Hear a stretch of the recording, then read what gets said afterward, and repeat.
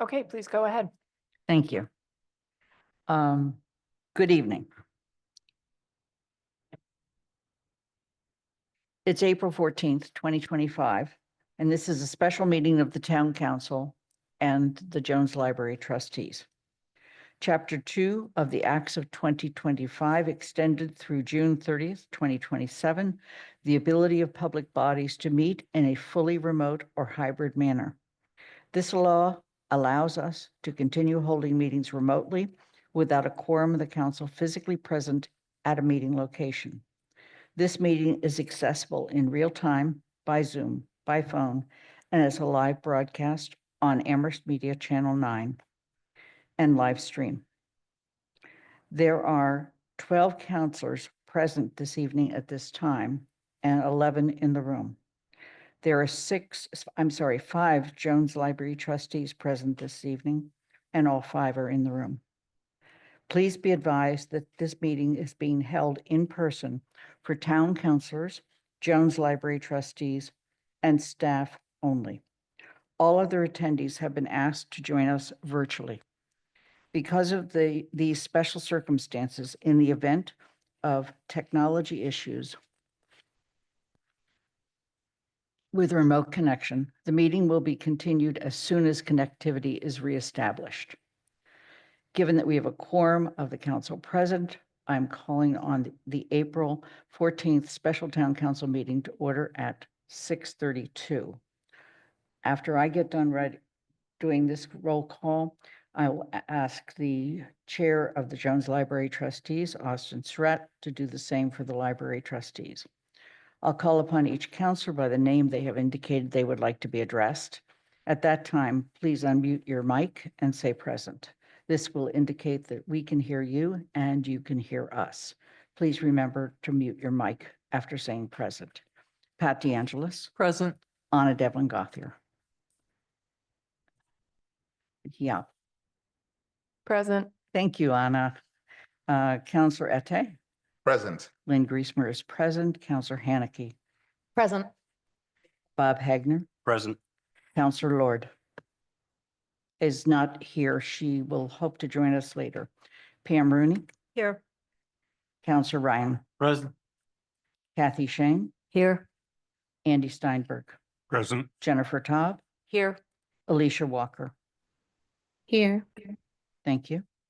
Austin, would you please call the Jones trustees together to order and make sure that they can hear you and we can hear them. Thank you, Lynn. So the meeting of the Jones Library Board of Trustees is hereby called to order. Lee Edwards. Tammy Ely. Nat. Present. Laura. Here. And I, right. And Austin Sarah. Point, pardon me, Eugene Goffredo is online. Can you just confirm that we can hear and hear him? Jean. Here.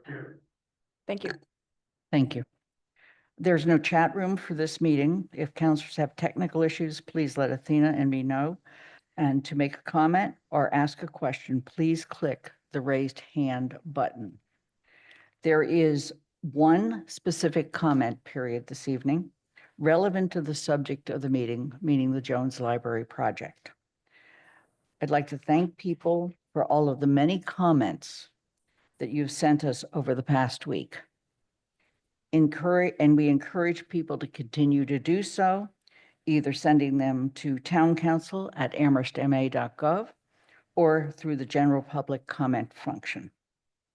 The only announcement is that we will have a regular town council meeting on April 28th at 6:30. Has Lauren joined us? Thank you. So we are going to move on to the action item of our agenda.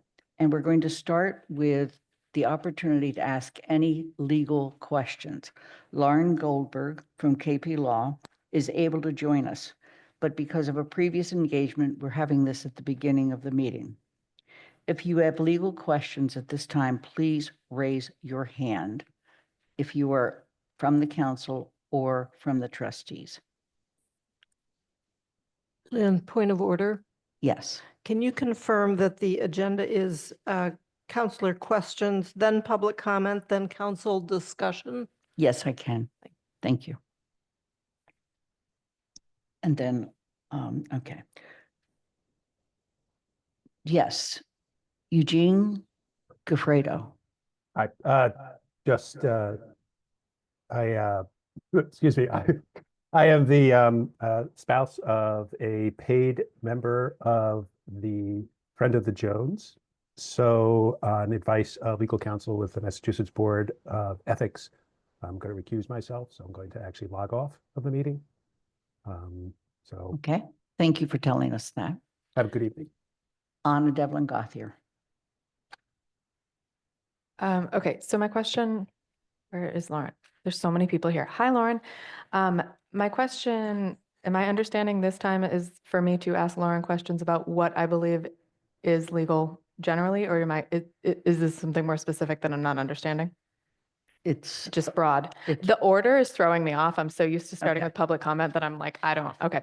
So anyway, hi, Lauren. My question is with the MOU that we have signed, what I believe to be true is that that is a binding document that says the town is, binding document that in layman's terms says the town is on the hook for the 13.8 and that the Jones Library trustees are obligated to cover the remainder of that, of those dollars from their endowment or throughout the other sources of funding that they receive. Is that true? And is there a scenario in which that MOU could be broken and the town would have to, I understand that when we borrowed the money, we borrowed the full amount. But is there a scenario in which the town could be suddenly hit with a bill for that full amount and the MOU could be broken legally? Lauren. Yes, Madam President, through you. So the MOU is a binding agreement between the Jones Library trustees and the town. And under the agreement, they have pledged to pay X dollars. If they were somehow not to do that, the town is on the hook for all of the borrowed money. And if it signs the contract with the MBLC, it will be, and I'm sorry, with the contractor, it will be on the hook for the full project amount. That doesn't mean, just to clarify, that the town couldn't seek to force the Board of Library Trustees to perform. It's a contract, we could pursue that. But ultimately, the town is required to pay if it obligates itself in that regard. Okay. In my opinion. Are there other questions of a legal nature at this time?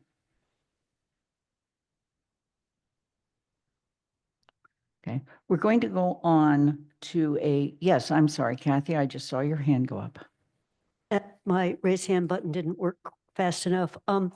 Lauren, if the project was under contract and it went over 46 million, which was the authorization, what happens? Who's on the hook for that money? How does that get addressed? Madam President, through you. So the town can only spend the money that it has appropriated for that purpose. And so when you say if it goes over, there would either need to be an adjustment made, a change order to reduce the size of the project incrementally to address that. But my understanding is that there's approximately $3 million in contingency built into the budget for the project. And so, that's what the contingency is for, is to address unexpected small overages. And I guess my question is, suppose we go beyond the contingency, if I don't know the answer, so that's why I'm asking. It's around an 8% or 8.5% contingency right now on a renovation plus expansion. What happens if that happens? Madam President, through you. Please. If in fact the project is more expensive then, and the town wants to pursue the full scope of the project, it would need to return for further appropriation, but the town can only spend the money that it has appropriated. Are there other legal questions? Lauren, to the extent that you can stay through the presentation to see if there are any clarifying with that, that's great, but we also understand you have other obligations this evening. So with that, I'm going to go to the town manager, who has a PowerPoint presentation that also is complemented by their lengthy response to all of the questions. Thank you, Lynn. So we have, as Lynn mentioned, we provided detailed responses to the questions that you, the town council, have asked of us. This document plus the supporting documents that are in the packet are there for you to review and for any member of the public to look at. As you can tell from the answers, this project is complicated, as any multi-million-dollar construction project is. I provide, in this PowerPoint, I provide a quick summary of the main points from our detailed explanation, and our staff is here to provide additional answers to any follow-up questions that you may have. I want to thank Library Director Sharon Sherry, Capital Project Coordinator Bob Parent, Finance Director Melissa Zawitsky, and Clerk of the Council Athena O'Keefe, who all contributed mightily to pulling this information together over the weekend. I was in touch with everyone over the weekend at different times, so I really thank them for dedicating time this weekend to do that. So next slide. And just so you know, this about, I think it's about 5 or 6 slides. It's not a lot. So the first group of questions were around, is this project within the appropriation approved by the town council? And people are saying there's a lot going on in the world with tariffs and other uncertainties. And sort of to Councilor Shane's question, like, how do we know that we will stay within budget? So the first question was, is the bid that the general contractor gave to the town still valid? So we went to the general contractor, he checked with his subcontractors, and all confirmed their bid prices except for 2, the plumbing and the metal windows. In that situation, the town goes to the second lowest bidder to offer the contract. With these 2 exceptions, the general contractor said, as of Friday, that they are holding their bid price and are ready to move forward. We have other costs that we will know about shortly, including what it will cost to lease temporary space and what it will cost to move material into the temporary space. We'll look at these, we'll lock these contracts in once we have a signed contract with the general contractor. And these have allowances in our overall budget to allow for these to spend it, that those spends do not come out of the contingency. And there's one part of the project that will be rebid, which is the roof, which will happen later in the spring. So in short, the project is within the budget and maintains a contingency of 8.5%. And if we go above we cannot go above the $46.1 million that the town council has appropriated. I can't sign a contract that allows that. I can't sign a change order that allows that. The accountant will not send a check if we exceed that 46.1 million. The only way to go above the 46.1 million is if the town council appropriates additional funds for this project. Next slide. So a second set of questions was all about the federal grants. And we all know what's going on in the world. And we worry about our federal grants, and we worry about our federal grants, and our fundraisers worry about the federal grants. And these are $2 million grants, one from HUD and one from an NEH. And again, we have been staying in close contact with the staff of these 2 agencies, and we have had conversations with both of them as late as last week, and both are still active, and the town has received no correspondence to the contrary. However, until we get signed agreements, I don't like to really count grants, so, you know, until we don't count our chickens until they're hatched, so we hope that these 2 grants will be hatched. But I also want to note that this project is not contingent on these 2 grants. They're sizable and important for sure, and people worked hard to get them, especially Congressman McGovern. But I do, and we hope that they will come through. And so far, we've been receiving really positive information. But there could be situations in which we lose one or the other or both. And that again, is on the trustees' side of the ledger. Next slide. So the next questions were about the Mass Board of Library Commissioners, which we call MBLC grant, and that they have made significant grants to the town. They initially started with a $13.8 million grant and then supplemented it with a $1.7 million grant facilitated by our state senator and our state representative, which we really appreciate. So the MBLC continues to support the project. They are well aware of where we are in this process.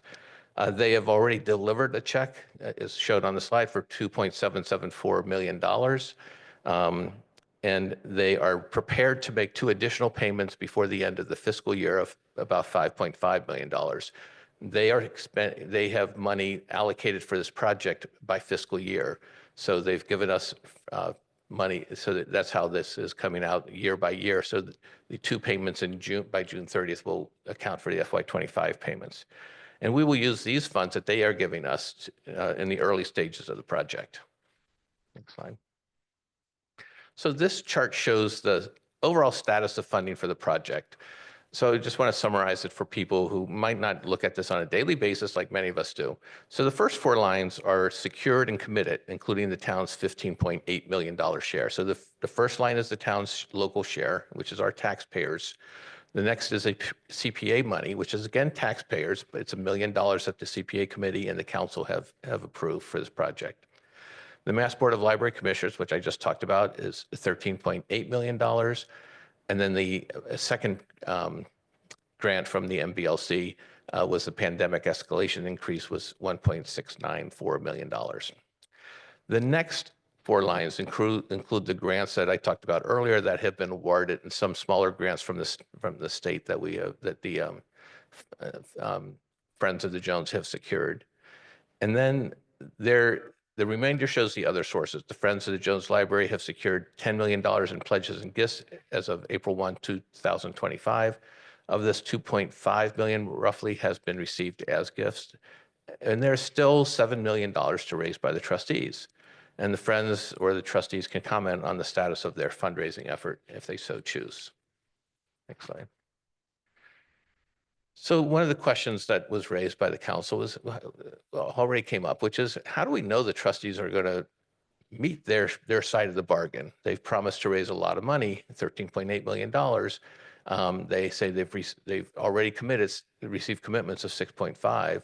And how do we know? What are the assurances? And the town attorney has responded to that. We have a written agreement with the Board of Library Trustees that assures us that they will meet their side of the bargain, and they have pledged their endowment to ensure that. And there is legal language in the memorandum of agreement that gives the town access to that endowment if we need to go through a legal process. I don't think we will need to, because I think as fellow elected officials for the council with the trustees, they're committed to this project. So when the question is, how do you know? They have $9 million in the bank that is their endowment that they have pledged to support the project. There's a very detailed document that the trustees prepared that is in the packet as well. It's called the assurances, which really gives tremendous detail about the endowment, how it's been spent over the years, how they anticipate it will be spent over the next 10 or 20 years, and all the steps that they're taking to ensure the funds are there for this project. And we hear a lot of questions. Well, what about my taxes? Will they go up? Your people's taxes do not go up because of this project. The cost of this project has always been incorporated into the town's overall budget. The only way taxes would go up is if the town council decided to put a debt exclusion override on the ballot and the voters agreed to tax themselves more. I have not heard councilors really discuss this as an option, so I don't think that's really being discussed at this point in time. So what we have looked at is including these funds for this project into the capital plan for the town over the next 20 years. So other councilors are saying, well, what if we wanted to rescind or reduce the borrowing? Well, what would that do? So plain and simple, it would stop the project. It would bring a halt to the project because the funds would not be authorized for us to sign additional contracts. Secondly, we would need to repay the MBLC because remember, they gave us the $2.774 billion in advance, which we've been utilizing.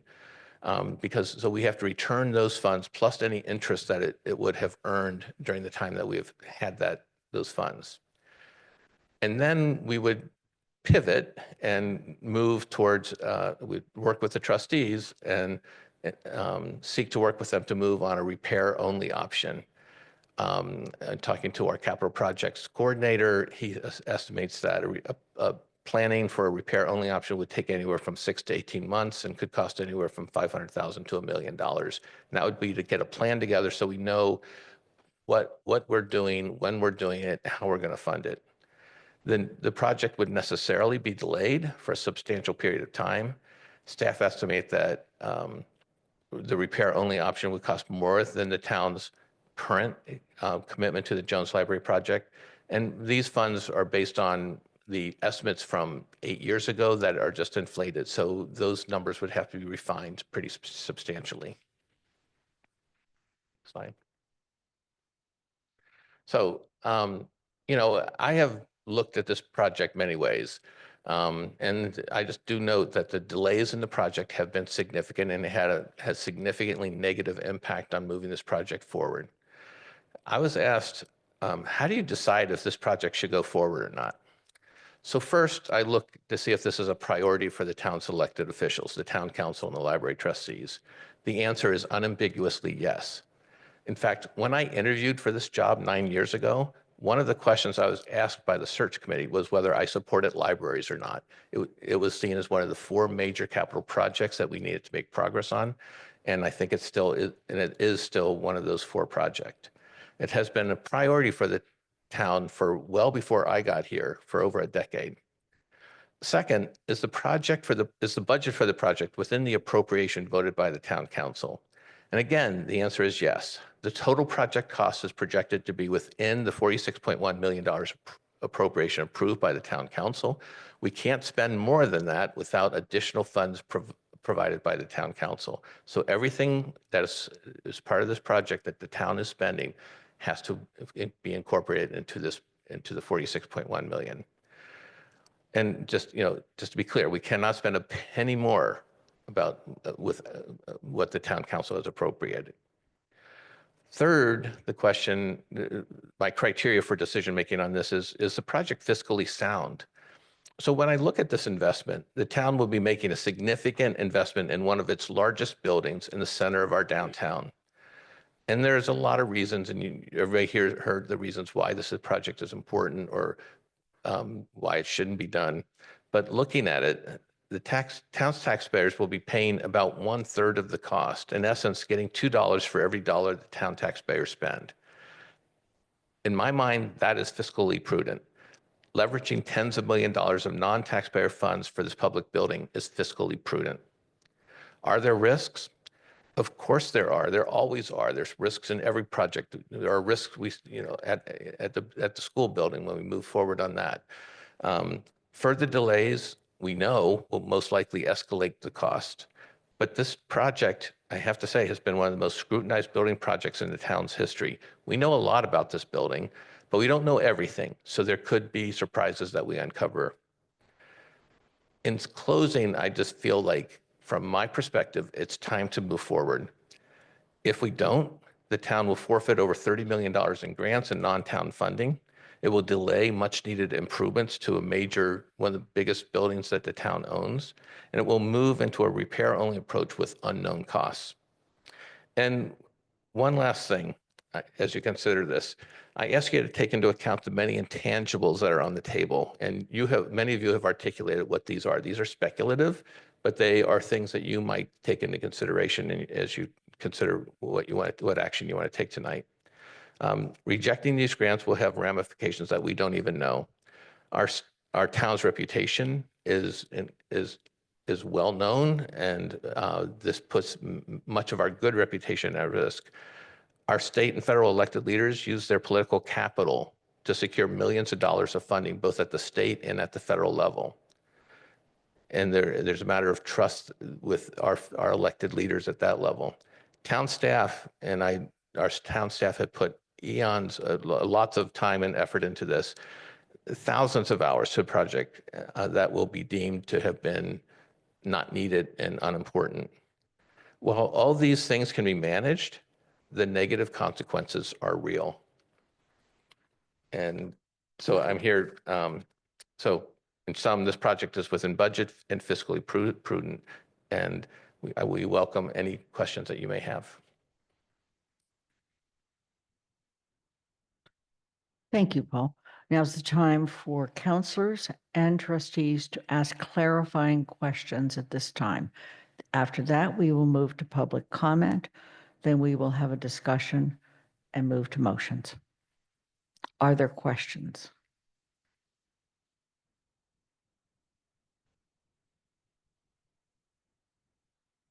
Pam Rooney.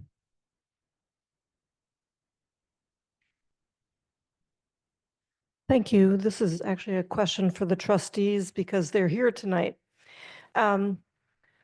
We've talked about the risk of raising money, but the nuts and bolts of this are that it costs money to raise money.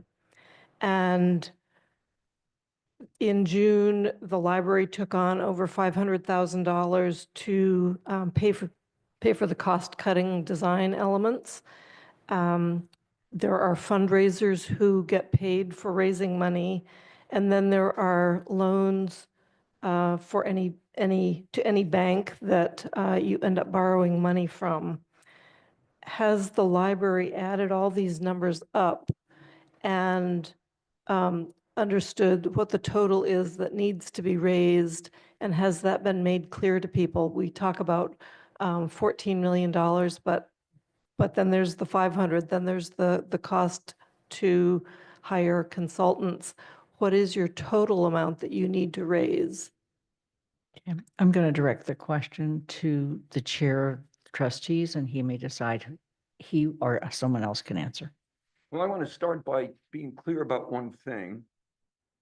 The cost for the fundraising effort for the Jones Library, in comparison with the cost of fundraising for any other comparable capital campaign, is minimal. That's not an opinion, that is a fact. We've looked at our budget. The library director has looked carefully at our budget. Budget committee has looked carefully at our budget. And we have concluded that we can afford this project. We can afford it. We all have to remember that any cost that's going to come out of the endowment is not going to come out tomorrow. It's going to come out over time. And we are confident that we can manage those costs if we have to draw down from the endowment. Something else to note. The Board of Trustees of the library has been extremely cautious for a very long period of time with its draw rate. Before I joined the board, the draw rate was substantially higher than it is now. So by taking a reduced draw rate, we've allowed the endowment to grow. Again, if you look at endowment draw rates at other places, at other institutions of higher education in the town of Amherst, their draw rates typically vary. They go from about 4% to 6.5%. So we're at a very low rate right now. And because of that, we've enabled the endowment to grow in such a way that we can finance this project. Now, if we have to turn over all $9 million, that's a different story. But no one anticipates that. No one thinks that will happen. As to what banks will charge, what their interest rates are, we can't say that. We don't know. Because at what point are we going to be borrowing? And what will the situation be? So I think those are very good questions, but I think everybody on this side is confident that under any scenario that we can imagine, that we can afford to do what we've pledged to do. Is there any follow-up, Pam? Yes, thank you. So I understand and recognize that everyone on the trustees works very hard for this project. What goes through my head is that it's a little bit like a small business with a good endowment, and that as we look to make up almost as much from the trustees as the town itself is committing, this is a large number. And as someone who has put their name on the line for paying for the project, I want to make sure that I feel comfortable in this total cost has in fact been projected and anticipated and is ready to be covered because we have made this commitment to the taxpayers of Amherst. So, Councilor Rooney, I really appreciate what you said, and I really appreciate your concern. And I just want to quarrel with one little way in which you described it. We are not committed to the project. We are committed to the well-being of the library and to the town of Amherst. That's what our commitment is. I believe that the right way to discharge that commitment is to move forward with the renovation and expansion.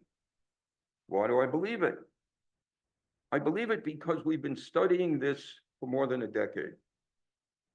I believe it because in addition to the financial picture, I think about the people. I think about the staff in the library. I care about economic justice. Those people are not wealthy. They're working in dreadful conditions, unsafe conditions.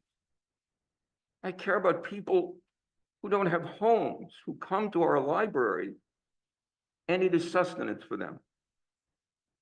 I care about immigrants in this community who come to the library to be protected and taught and to become citizens. The last thing I would say is the following.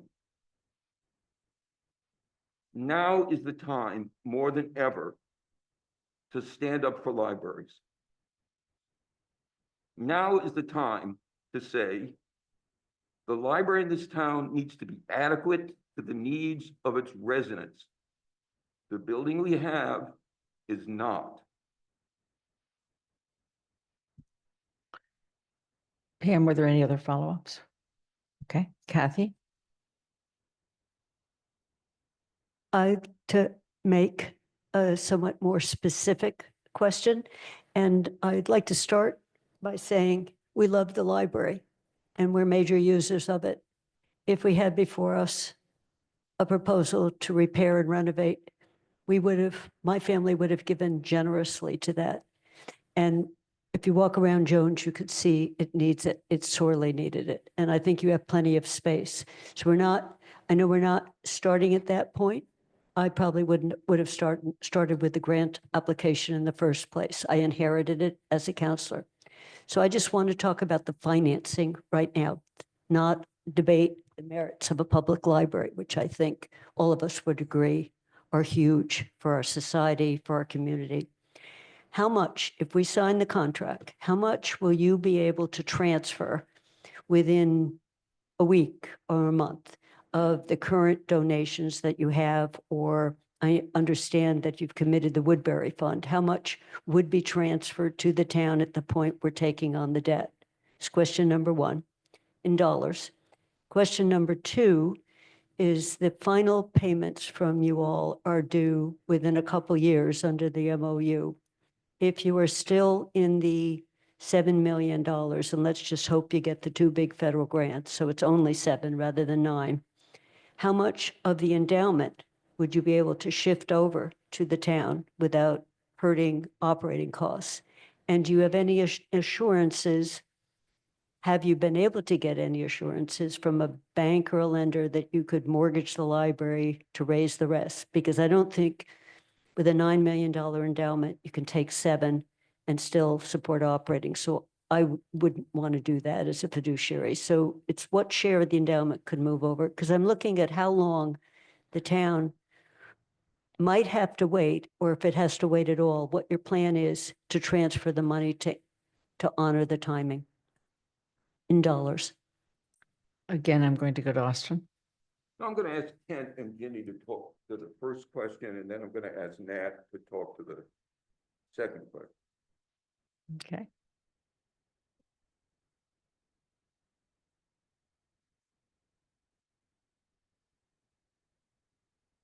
Question assumes, well, let's put it this way. At the moment, the balance to be raised is $7 million. If we cover the expenses that we expect to very possibly incur, that might rise as high as $8 million. The endowment is sufficient to cover that now.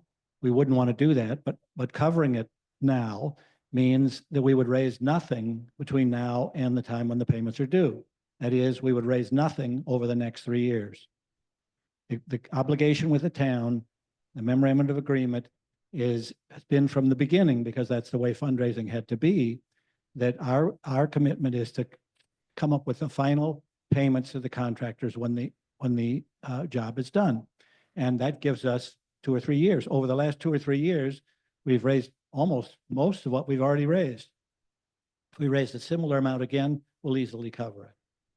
Can I just ask the first, because I had the two-part. The first, the 7 million is after what you have is your commitments from various donations. So I'm asking how much of those commitments can be converted to cash and transferred.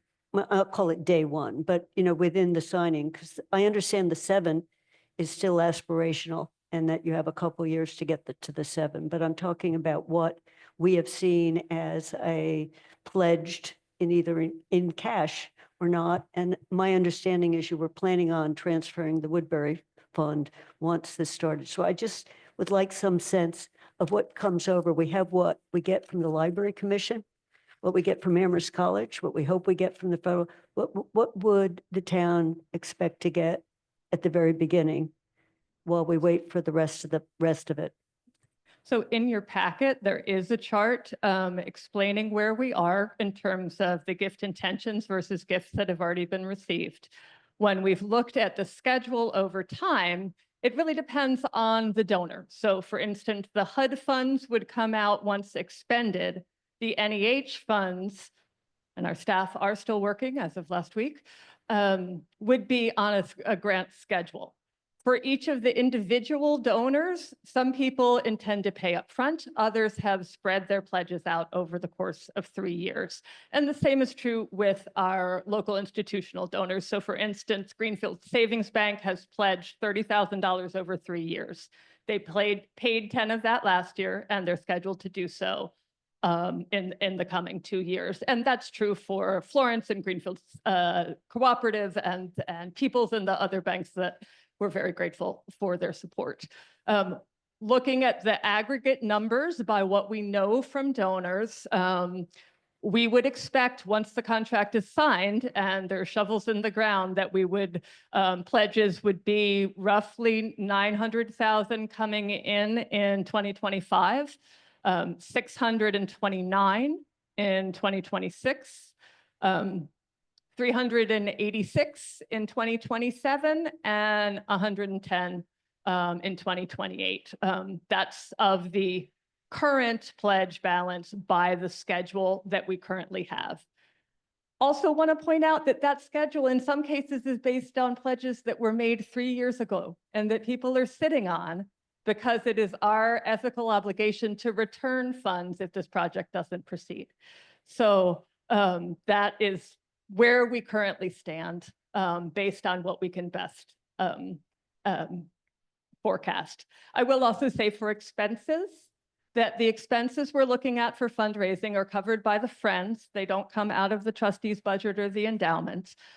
We are projecting approximately $125,000 a year, and that covers professional staff, the consultants, the materials, the financial and bookkeeping, the software, and other office expenses.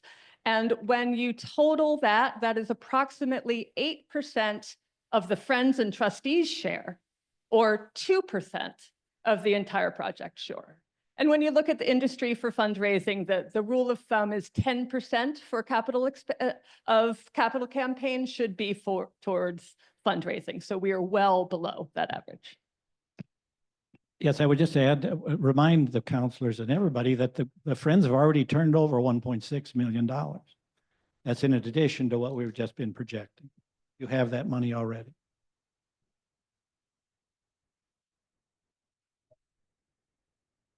Sure. So I think the next question was about the endowment and use of the, Make sure the mic is on.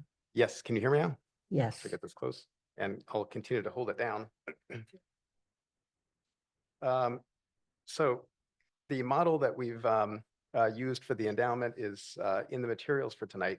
And so essentially what we're modeling is that there will be about 4.3 million after all of the fundraising during the time of this project that will need to come out of the endowment until further fundraising can be done to make up for that.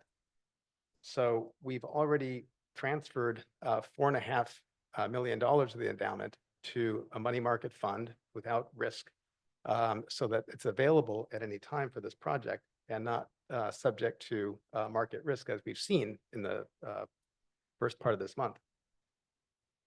So that money is available, and our modeling after that is that the committee would continue to raise about $500,000 annually, and that would go back into the endowment. And during that time, we would continue to draw from the endowment. The model shows $250,000 a year coming out of the endowment for the library and increasing at an inflation rate. And that would continue on. And so there would be a time in a few years when our draw rate would be above 5%. But as time goes on and more fundraising is done and the endowment is replenished, that would then go down back to 4%. So that has been modeled out. Clearly, it's subject to a lot of assumptions about the fundraising, about market returns and so forth, but that's the best information we have. And at this point, I think it's safe to say that these are things that we can work on. If circumstances change, if the fundraising or anything changes, these are things that we can work on. But we do have a plan, we have a model. We do believe that the endowment is sufficient for this project without compromising the operations of the library. Kathy, was there anything following up? No, I got answers. Thanks. Thank you. Jennifer Taub. Yes, I have a question for the trustees, excuse me, and one for Paul. So I guess to the trustees, and it's a response to some of the information that Ginny just provided. So you listed roughly, if I'm adding it correctly, about $1.9 million that you expect to come in between 2025 and 2028.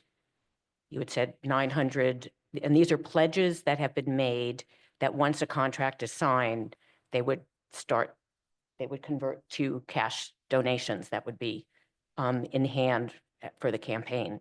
Now, is that 1.9 million that you expect to come in between 2025 and 2028 part of the $4.881 million that is listed as secured in the project funding update that we received from the library director last week that I think Paul you might have shown it, that Paul put up on the slide? So my question is that 1.9 million part of the 4.8 million listed in the fundraising update as secured? Okay, so then that would basically still mean that so what is the other 2.8 roughly in secured that's not part of those pledges? So the numbers that I just gave, according to my spreadsheet, total up to 2,063,000. So little over 2. That is from individual donors and some corporate donors. So that does not include the federal funds or the other state funds that are out there. And some of our donors may pay sooner. It does not include other additional fundraising, but in your breakout, we have the corporate donations separate from the community campaign. So the community campaign though says 4.8 million on that update. That's listed as Yes, yes. secured, separate from the 6.9. Yes, Capital from other campaign. sources. Right. The best way to look at this is the monthly report that often monthly, not every month, that we prepare for the trustees. Oh, yes, I think you do have I think you do have a copy of it. And it shows that that $5 million in government grants is expected. And Ginny's gone over, that's NEH, that's what are all those considered? HUD. That's They- different. It says additional funding sources, capital campaign, 4.88, Yes. you know, okay. That doesn't include those government grants. Right. It So- include, yes? So I was assuming that was all, most of it was pledges, but Yeah, you're no, saying no, that. no, that's why I'm referring to the report of the trustees. Of that 4.8, 2.38 has already been given. Okay, We have that in cash. $1.6 million has been given to the town. We have a large account at Vanguard, and then we've used some for expenses. So the pledge balance remaining is about 2.5 million. And at some point, if you'd like, I can tell you that within the last 48 hours, I contacted 17 of our donors with the largest pledge balances. And without exception, I was only able to reach 16 of them. One of them I couldn't find. But of those 16, none of them are deterred by the economic circumstances of today. They still support the project. Yes, thank you. And then, thank you, Mike. and that represents about 2.2 million of that 2.5 million total pledge balance. Wow. You know, when I saw that, I was just from the beginning wondering what that 4.8 was. Paul, I did want to ask, so the point, the message, you know, was reiterated by you and the town council, by Lauren Goldberg, that we cannot spend more than's been appropriated, the 46.1 million. But if the cost, you know, these are chaotic economic times with tariffs, with cost of materials and labor, and you don't know what you're going to find once you start the project. And we don't have a particularly large contingency as a percentage. So what happens if the cost goes over? I mean, we're not going to stop the project midstream. So who would be responsible for that overage? So I'll look to Bob Parent if he wants to weigh in on this, but basically I cannot sign a contract that exceeds the appropriation we have. In order for us to to sign a contract, the town accountant has to sign it, I have to sign it, and the town accountant has to say there are funds available. So if the funds aren't there, they aren't there. I don't sign change orders that would increase the cost. The only way a contractor can ask for more money is by requesting change orders. So that's gone through. We're doing that with the school project right now. There's weekly meetings. If they have a change order, they bring it in. Bob looks at it, and if we have the money to do it, we can approve it or not approve it. Bob, you want to expand on that? Certainly. As you mentioned, key to this is keeping an eye on things. As like the school project, I would have expected to be meeting weekly on the Jones Library project and watching expenditures week by week. And there could be a point where a tough decision needs to get made somewhere along the way to pull back on something. I'm not even going to guess what that might be. But unless the town was willing to appropriate any more funds, which I think would be unlikely, there might have to be some challenging decisions made to make certain we don't spend a dime more than has been appropriated. I'm not going to speculate what that might be and when it might be, but the key to making certain that that happens is just pay attention to it day by day, week by week, month by month. Thank you. Councillor Ette. So I've not been in a project of this size, so I need some education. With regard to something like this kind of project, how do option Bs factor in? Because we have the project going forward, but in a way we also had to think about a repair on the option. So my question is, how do you balance looking at the project that you want with the possibility that you may pivot to some other alternative project like an option B. So when you say option B, you mean the repair only option? Yes, like a repair. So only that option. decision was made some time ago when we decided to move forward with the grant from the MBLC. And the trustees said, and we will raise funds to it, and the council approved this project. If the council says, we don't want this project anymore, and you rescind the authorization to spend money on it, then we would look into option B, which is the repair option. But right now, there's only one option that we're pursuing because it's the one project, it's the one option that the council has approved. I'm sorry. Thank you. Kathy? My question now is of you, Paul. If, I think I heard accurately, so Ginny and Kent, you should just correct me if I didn't hear right. For the next, let's just assume we're starting in 2025 soon, end of April, May, and we go out for some amount of the 46 million. It sounds like the 7 million and potentially another 2 million we will be covering as a town for 2 to 3 years. The way Ginny described the individual donors that we get 900,000, then we get another 600. So we're not, even though there's a commitment of 4+, we're not getting 4 at the beginning. So I'm just saying, let's say it's 2 is rolling in. Have we computed what carrying that cost is to us? I think we were talking about short-term bans for that would go out for the 15.8 with a long-term note, but short-term in the, I'm just going to do it in the $9 million range with the 7+2. I know the 2 is the iffy one. Like, what exactly is that number? Maybe every donor will say, I want to pay on day one, who pledged, but let's say half of them do. So have we put that through some kind of, and I'm asking this, Lynn, because we did it when we voted in 2023. We had a, what might that look like? And we had a column called the short-term notes that were bridging the gap before the trustees' full share came to us, which is why I'm pushing on when the trustees, could they transfer more money sooner? Because the sooner we get it, the less the town is paying. So the fundamentals are not that much different than what the calculation we did then. Just so you know, it's sort of like the school project. Money comes in and the town borrows money to pay the bills, but there's an inflow and an outflow, and we borrow just the amount of money that we need. Sometimes it's short term to get to a larger borrowing, and we also the accountant and the finance director sort of measures the market, when's a good time to go out to bid, all those types of things. So assuming this project moves forward, we will recalculate everything again. But basically, the fundamental numbers are about the same as they were when we looked at this last. There hasn't been a lot of change. I want to actually suggest that there is one correction, and that is back when we did that cash flow, we did not have the pledge from MBLC to give us 2 years payment in advance.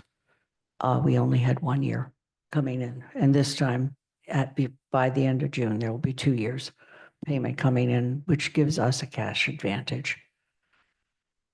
And if it hasn't changed very much, or if it changes toward the better, Lynn, I'm just looking at the most recent estimates when I'm sitting on JCPC of potential debt. I've never seen that other number be there. There's been a small number. We had a number, and that number has never been there in terms of the short-term ban. There is a short-term ban number, but it doesn't look like it's as big as what we were told in 2023. So I've just seen the long-term debt number, not the other. So I'm just asking for our own capital accounts. Sure. Because we are up against such a hard place on having enough money for roads and everything else, that I'd like to know that we have an accounting system that tells us how hard a place we're up against in terms of commitments. Yeah, we can do that for you. Can I just ask, are there any other questions? I have questions, but are there any other questions of legal counsel? If not, I'd like to suggest that Lauren could be gone. in case we send up a flare, Lauren, later on. Okay, enjoy your evening. Thank you so much. Take care. Thank you, everyone. Okay, my question is for Bob Perrin, if I may, Paul. So I know there's been a lot of discussion about a repair option versus a repair and renovation option. As you looked at the study 8 years ago, and then the study that was, and the, if you will, almost update, but also study that was done by June Riddle, can you clarify, was that a repair option only or a repair and renovation option? I believe that was strictly a repair option. Okay.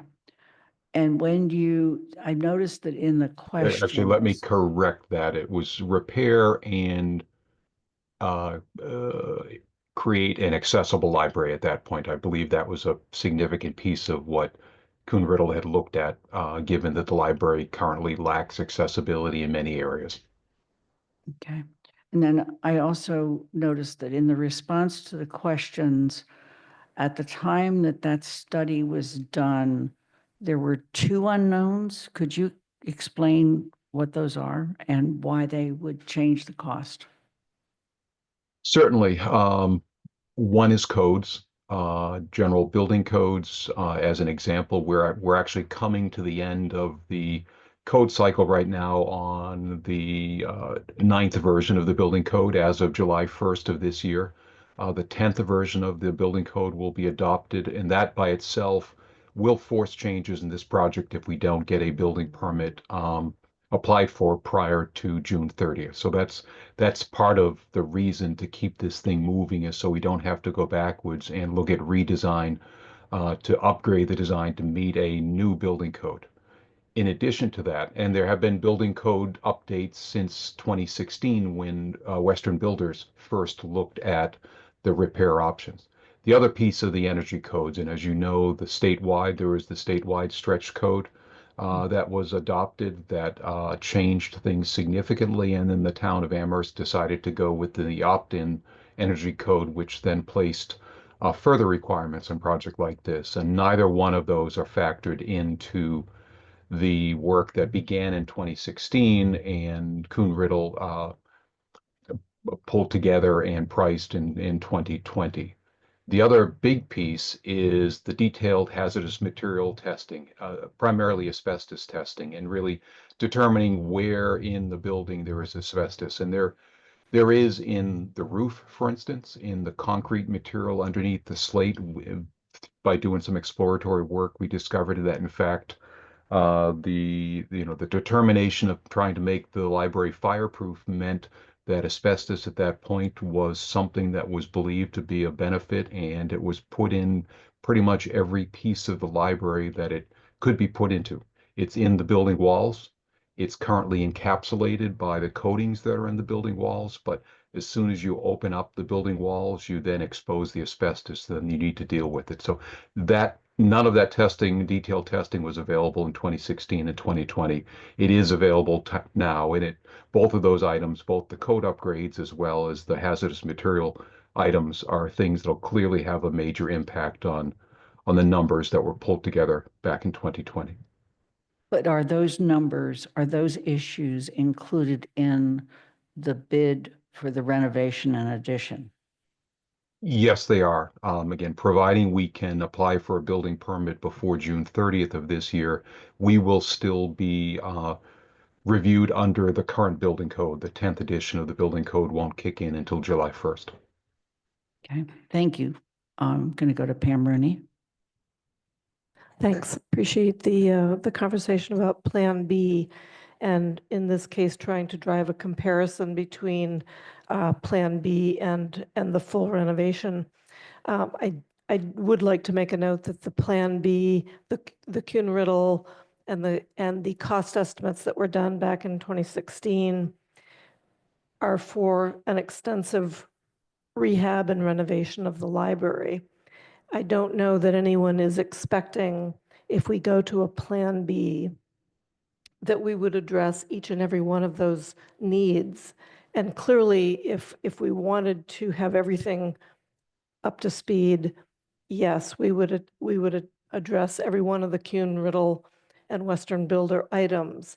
But I think what I personally would expect is that we would address the primary concerns and the primary need of the building to keep it watertight and habitable. And that would be a far smaller percentage of the elements from the Kuhn-Riddle plan.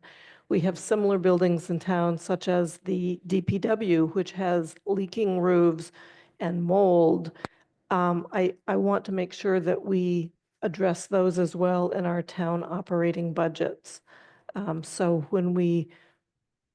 I don't think if we went to a Plan B, we would do all the bells and whistles that Kuhn-Riddle included. It would be a very pared down, very focused Plan B. It would not cost the same as what was projected. Are there other questions for anybody at this time? Lynn, may I just say, make a Yes. comment? Please. So bells and whistles are in the eyes of the beholder.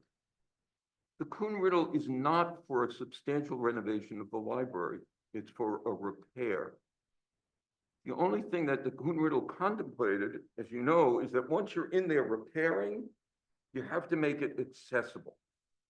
So the problems of the library that we are trying to address, space needs, rearranging space so that it's safe, none of that's contemplated by the Kuhn-Riddle estimate. The second thing to say is that some of the needs of the building are emergent. So if the council rescinds the borrowing authorization, I think the trustees will be in tomorrow with a request to do something about the atrium. That's probably $3.5 million. So some of the repair needs of the library, we can't wait for. The HVAC system, as you know, is held together by bubble gum. So yes, you're right. If you do a repair option, you don't have to do it all at once. Alas, as you also know, the more you defer the repair, the more it needs repair, the more expensive the repair becomes. So that's why we have looked at all this and concluded that the fiscally prudent thing to do is to repair, renovate, and expand the library. Thank you. Anna? So a couple questions and a couple comments. I had looked a while ago and had looked through the Kuhn-Riddle report pretty closely and pulled the numbers for what some residents had written in suggesting they believed to be the priority fixes. I want to first caveat this by saying I took issue with the entire premise that someone who is not a certified engineer or builder and is not having access to the library in the way that a certified engineer or builder person in that industry would, that they can clearly articulate what those priority needs are. However, when I just did the math and calculated for even the low end of inflation, it kicked us above the point where the ADA requirement is triggered. And I don't believe that meeting ADA requirements is a bell or a whistle. That feels like something we should be doing. So I would like to ask a couple questions, and I understand if you don't have the answers, but I want to confirm what that cost threshold is to not to trigger ADA or to not trigger ADA. I'd like to hope that phasing would not be intentionally kept below that threshold. That feels ethically not great.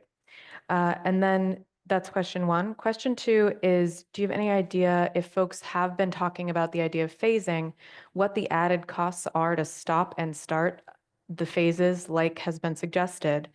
And then third, my understanding is that some of the recent discoveries, such as the asbestos study, have made certain phasing options obsolete. And I'd like to seek confirmation on that. So 3 questions. First, cost of the ADA threshold. Second, cost to stop and start. And that one I would understand if you don't have. And 3, is the phasing even possible in the way that it's been articulated in the past due to the recent discoveries about the asbestos needs? Paul, I can read what I know but Bob Parent may know more. So that's what I was going to ask. yeah, the Massachusetts Architectural Access Board issued the regulations of 521 CMR. This is in the Kuhn Riddle report, which is part of the Massachusetts State Building Code. Again, this is when this was written. The code states regarding existing building renovations or additions, quote, if the work performed, including the exempted work, amounts to 30% or more of the full and fair cash value of the building, the entire building is required to comply with 521 CMR, close quote. The Jones Library building in 2020 was assessed at $19,196,000, and 30% of that value is $5,758,800. Bob, is that your understanding of how it'd be calculated? Could you repeat the number a little slower? Sure, I'm sorry, $5,758,800.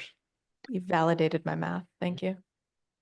That's my general understanding as well. Obviously, the building commissioner is the expert in that area, and he would be the one that would make the determination, but I do believe the number is 30%. It is as I understand it, a 5-year look back, so you can't phase projects and keep each piece of the project under that threshold, because as soon as you do the second phase, you have to take a look at the value of that phase plus the value of the preceding phases. And it does sound like very quickly we would trigger that threshold. Bob, that is incredibly helpful information. Thank you. Did you get all of your 3? I'm not really, I don't think that anyone will have an answer to the second one about starting and stopping phasing, but honestly, Bob, you kind of answered it with the fact that the ADA law doesn't start over with each part of the phase. And my third question was, is the phasing even possible? But again, if the purpose of the phasing was trying to drive down costs and not trigger the ADA accessibility, that point is moot. However, I guess the question is still relevant as to whether or not phasing is still possible, given other discoveries about the building. Bob, Like most things, almost anything is possible. I am certain it will be more expensive, in particular because of the asbestos containing material in the walls. So anytime we open up a wall, for instance, when we did some exploratory work in the library just to see what was inside of the wall, we had to do it on a weekend. We had to do it with licensed people. We had to actually seal that material up when we were done to make it safe when we were done and walked away from it. That type of activity does not work very well with operating an ongoing library from a worker safety standpoint. So most likely any significant, replacing the HVAC system, for instance, replacing ductwork, replacing piping, things like that, would likely impact enough of the area of the library that it couldn't be partitioned off and made safe and still be able to continue operating it as a library while that work was ongoing. Okay, thank you. Thank you. Bob Hagner. I just want to set the record straight that I checked on the town website, and the assessed value of the building in 2024 was about $24 million. So it's right there. There's also 25 million in FY25, but it's not clear how that breaks out between the land and the building. So Thank you. Did you have your question, Bob? Okay, thank you. Andy Steinberg? Yes, actually, Bob Parent just answered some of the questions that I had been starting to ask, because I was going to ask about the asbestos, the HVAC, and the extent of the work that needs to be done on that. It's my reading of the Kuhn Riddle report that I want, and I'm looking for comment on this, that once you move out of the library or close the library for an extended period of time, that it then makes sense to group as much of repair as possible within that period of time so that it could be done most efficiently. And that therefore phasing over long periods of time actually doesn't work. Is that a correct reading? Yes, certainly the most efficient project is to do everything all at the same time. That will have the lowest overall project cost. Not only do the value of money over time and other things, but you have less repetitive work, you have less costs for relocation, temporary space, things like that. And you have a more efficient project. You can go in there and do everything at one time. You generally face projects because of money limitations, not because they're the best way to do things, but because you have a certain amount of funds that you might have available at a certain time, realizing that over time you're going to spend more money than you would have if you had done it all at once. Okay. Seems to me like this is a good place to stop and go to public comment. And so while I'm talking about the rules of public comment, I'm going to ask that if you are on Zoom, and that is where our audience is tonight. In fact, there are 248 people on Zoom in the audience. I think we unfortunately had to make the call we did, and I'm glad we did because we could go along with the meeting. So if you would like to make public comment, please raise your hand now. Okay.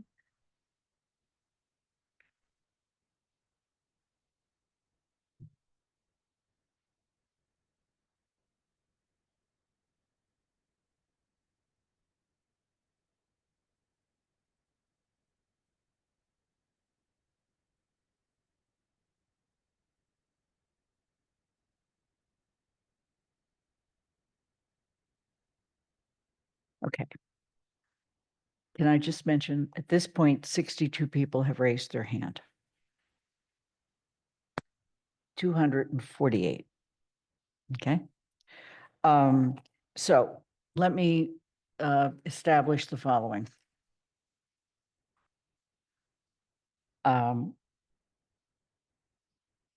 Public comments on matters are on matters within the jurisdiction of the town council. And in this case, this is a focused public comment. Residents are welcome to express their views for up to 2 minutes. And I will just tell you, I cannot go any lower than that based on our own rules of procedure. The council will not engage in a dialogue or comment on matter raised during general public comment. Public comments are not reflective of the opinions of the town council. There is a clock. I want you to all make sure you notice the clock, and it makes an obnoxious noise when you get to the end of the 2 minutes. If you can keep it under 2 minutes, that's good, because our council rules also say that if we get to 2 hours of public comment, the council has to vote to extend the period. Okay. The First Amendment broadly protects individual rights to address the government, to speak, and to express themselves, including their right to say hateful and offensive things. I am generally unable to shut those commenters down under the First Amendment to the U.S. Constitution, unless their level of speech falls within an exception articulated by the courts, such as fighting words, true threats to a particular individual, harassment of a particular individual, or incitement of eminent lawlessness activity. If a question exists as to whether a particular speaker is engaging in unprotected speech, I must defer to the principles of freedom of speech. We'll recognize speakers in the order in which they have raised their hands. And there are, I have to get this to go. 57. 57. Thank you. So when you enter the room, please state your name and where you live. Carol Johnson, please enter the room. Unmute and go ahead. Thank you. I'm not sure you can see me, but I hope you can hear me. We can. Okay. I really want to touch on 2 different subjects. One is the commitment that my husband and I have made to the library, to the Friends of the Jones Library System. And the other is fundraising in Amherst as a whole. I forgot to say, I live in precinct 3. We have resided in Amherst for 25 years and raised our daughters here. I was the executive director of the Amherst Cinema from before it was opened until 2020, for a total of 13 years. With the help of a lot of people, we raised the money to renovate the cinema, and we raised an ongoing amount of money every year to help carry operational costs. I am very optimistic that the Friends of the Jones will be able to raise the money needed to complete the project, and that the discussion that we had earlier about who pays for overages really becomes moot. People stepped forward when we were renovating the Amherst Cinema, some people with very large gifts and others with much more modest gifts. The Friends of the Jones have not even undertaken a townwide capital campaign yet, asking for donations from citizens. Your time is up. Okay. Thank you, Carol. Rob Kusner, please enter the room.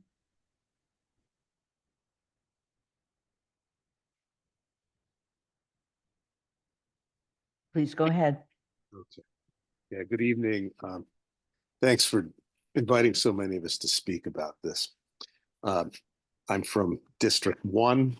I've lived in town for almost 4 decades, and I must say that listening to the discussion about the various options, and as someone who grew up in a city with a free library and also with the Franklin Institute Library, from which I learned a great deal, perhaps even more than I learned from most of my teachers, but quite a bit from them too. I love libraries, and I've always been a supporter of the Jones Library and the whole system, the Munson, the North Amherst Library, places where my family spent much time. I also love historic buildings, and nothing has been said about the value of the historic structure that is going to be unfortunately demolished in large part, not in its entirety, but in large part as a result of this particular design. And as much as I'd love to see a wonderful new library, I don't think this project is going to, on balance, do what it could do if we were to rethink things, start again, and try to create a library that makes better use of the existing facility that's there. I know a lot about finance, invested a little bit in municipal bonds today. I'm sure you guys can float bonds, but that's not the entire point. Your project manager already acknowledged that there are going to be some hard choices ahead. And I think that you're going to find that some of the choices are so hard, you will either have to come up with a lot more money or sacrifice things that are even more gruesome than what are being sacrificed now. Thank you very much. Thank you for your comments. Todd, please state your full name. Hi, I'm Todd Holland. I live in South Amherst, District 5, I believe, Elf Hill Road. I've lived here for a couple of decades, and I've worked in commercial construction for 40 years, including for all 5 colleges. Just let me say, I'm awed to be here in front of these groups, the town council and the library trustees. I love it every time I get to see them, even on my screen. I usually just see their names in emails and whatnot, or in campaign signs on other people's lawns. And I'm so grateful for the work that you all do. And you're so, it's just awesome the level of talent and dedication that we have here right now. And full disclosure, I've worked with the Library Committee on sustainability issues for this very project, so I'm very much invested in it. And I've been to the library twice over the past 2 weeks to see the awesome staff and the other people who hang out there. And I just want to encourage everyone. These are challenging times, and we cannot do more important work. We have to do this. As Austin said, now is the time more than ever. I've worked at all 5 colleges. The financial resources of the college vary greatly from Hampshire to Amherst to UMass, where I work now. And the most important thing is that when we get into a building and we have a chance to do something, we do everything we can, and that we do the best job that we can. I mean, Andy Steinberg and Bob, holy cow, Bob, what a great project manager. Whoever hired him, give yourself a We raise. need to ask you to, thank you very much. That's all I have to say. Thanks. Doug, please enter the room and state your full name. Thank you, Lynn. Doug Marshall, 64 Eames Ave. I want to say that I strongly support the library project. I urge the council not to rescind the prior motions, and I urge them to allow the project to proceed. I have pledged to the library project. I intend to fully fulfill my pledge, and I will do so on whatever schedule the library asks me to do so. Thank you. Thank you for joining us. Bill, please enter the room, state your full name.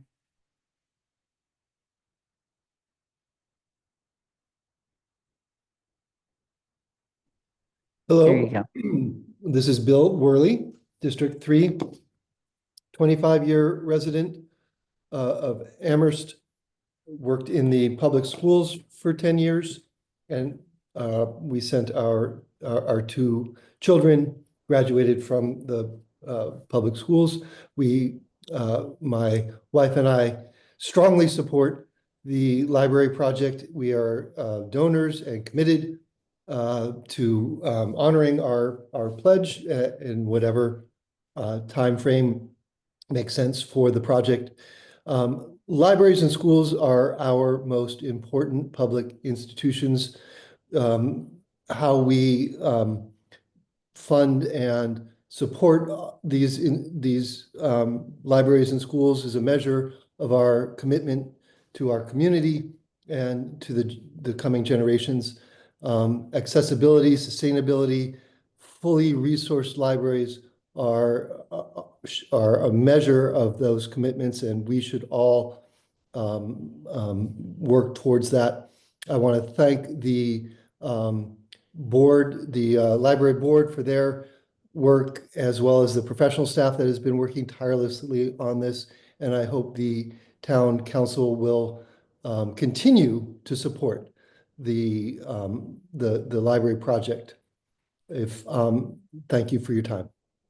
Thank you for joining us. Lori, please enter the room, state your full name and unmute. Okay. Hi, can you hear me? Yes, we can.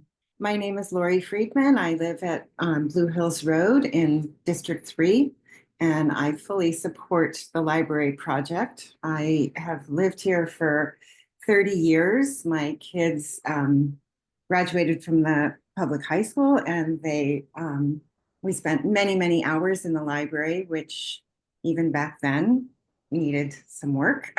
And 30 years on, it's time, and I'm really concerned about halting this at this time. I feel that it's incredibly short-sighted to stop. There have been many hours and countless hours of professional time invested in this, both from the town and all of the people who have been hired to participate and present estimates and all the different things that have gone into this, and the board of the library working to get us to this point. And so I think it, again, would be short-sighted to stop, and it's important to create a sustainable library that will take the next generations into the future. So I really ask that the council moves forward with this project. Thank you. Thank you for joining us. Laura Drucker, please enter the room. Just please enter the room, Laura. Thank you.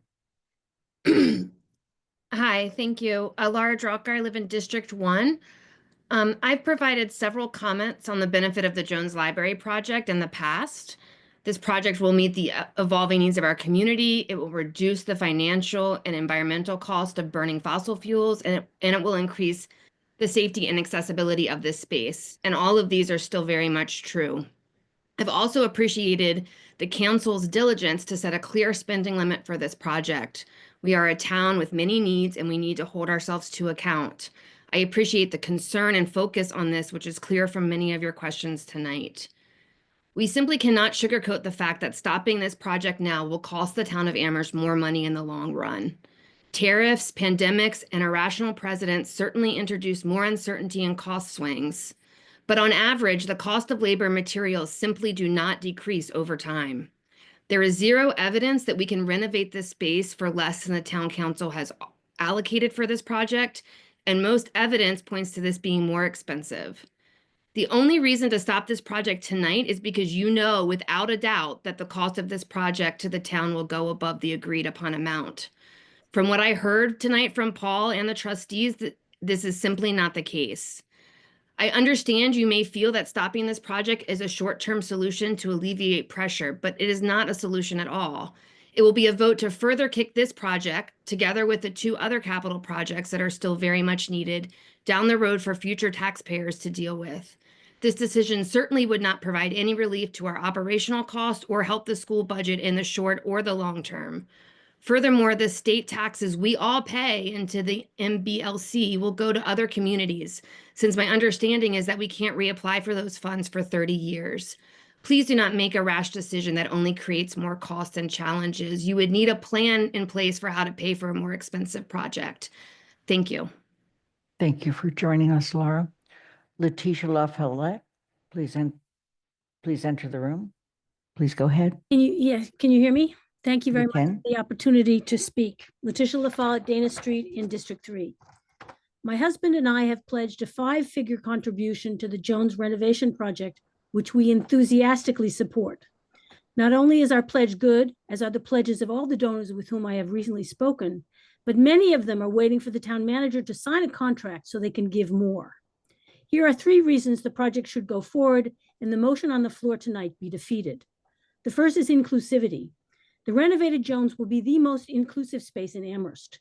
It will better serve our community by providing accessibility and expanded services, including for our most vulnerable residents.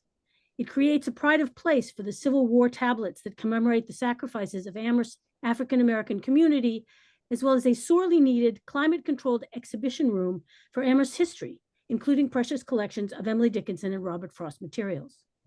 Second, libraries are our most democratic institutions, critically important as sources of trusted, unbiased information. We owe it to the 65% of the voters who supported this project, which has gone through the town's democratic processes multiple times, to see it through. Finally, it is fiscally responsible. Careful stewardship has leveraged the town's contribution of $15.8 million and more than doubled it with the Massachusetts Library Commission grant and the capital campaign. In addition, any cost overages, as we've heard, will be borne by the library trustees and not the town of Amherst. The capital campaign, which is not yet in its public phase, has already raised more than any other in our town's history, over $10 million. Many residents are eager for the contract to be signed so they can contribute to it. In contrast, repairs to the building will cost far more, and the town will be on the hook for it all, with no MBLC or capital campaign to help defray the additional costs. It seems clear to me that rejecting the project now would be fiscally irresponsible, with also devastating consequences for any future building project in the town. I respectfully ask the council to defeat this motion. And Thank you for joining us. Thank you. Nina M., please state your full name. My name is Nina Mankin. I live in District 1. I'm just going to my notes here. I want to start by saying that I also have made a pledge to the library campaign, and that I'm confident that others like me fully plan to fulfill those pledges. And I made that commitment because I have witnessed what a 21st century library means for a community, and because I have a 13-year-old child who did not get to attend a new elementary school. We lost that opportunity, and our family will be paying taxes on the enormously more expensive school we will complete in 2027. I want my teenager to be able to leave his existing crumbling school building and take advantage of at least one 21st century facility in our town.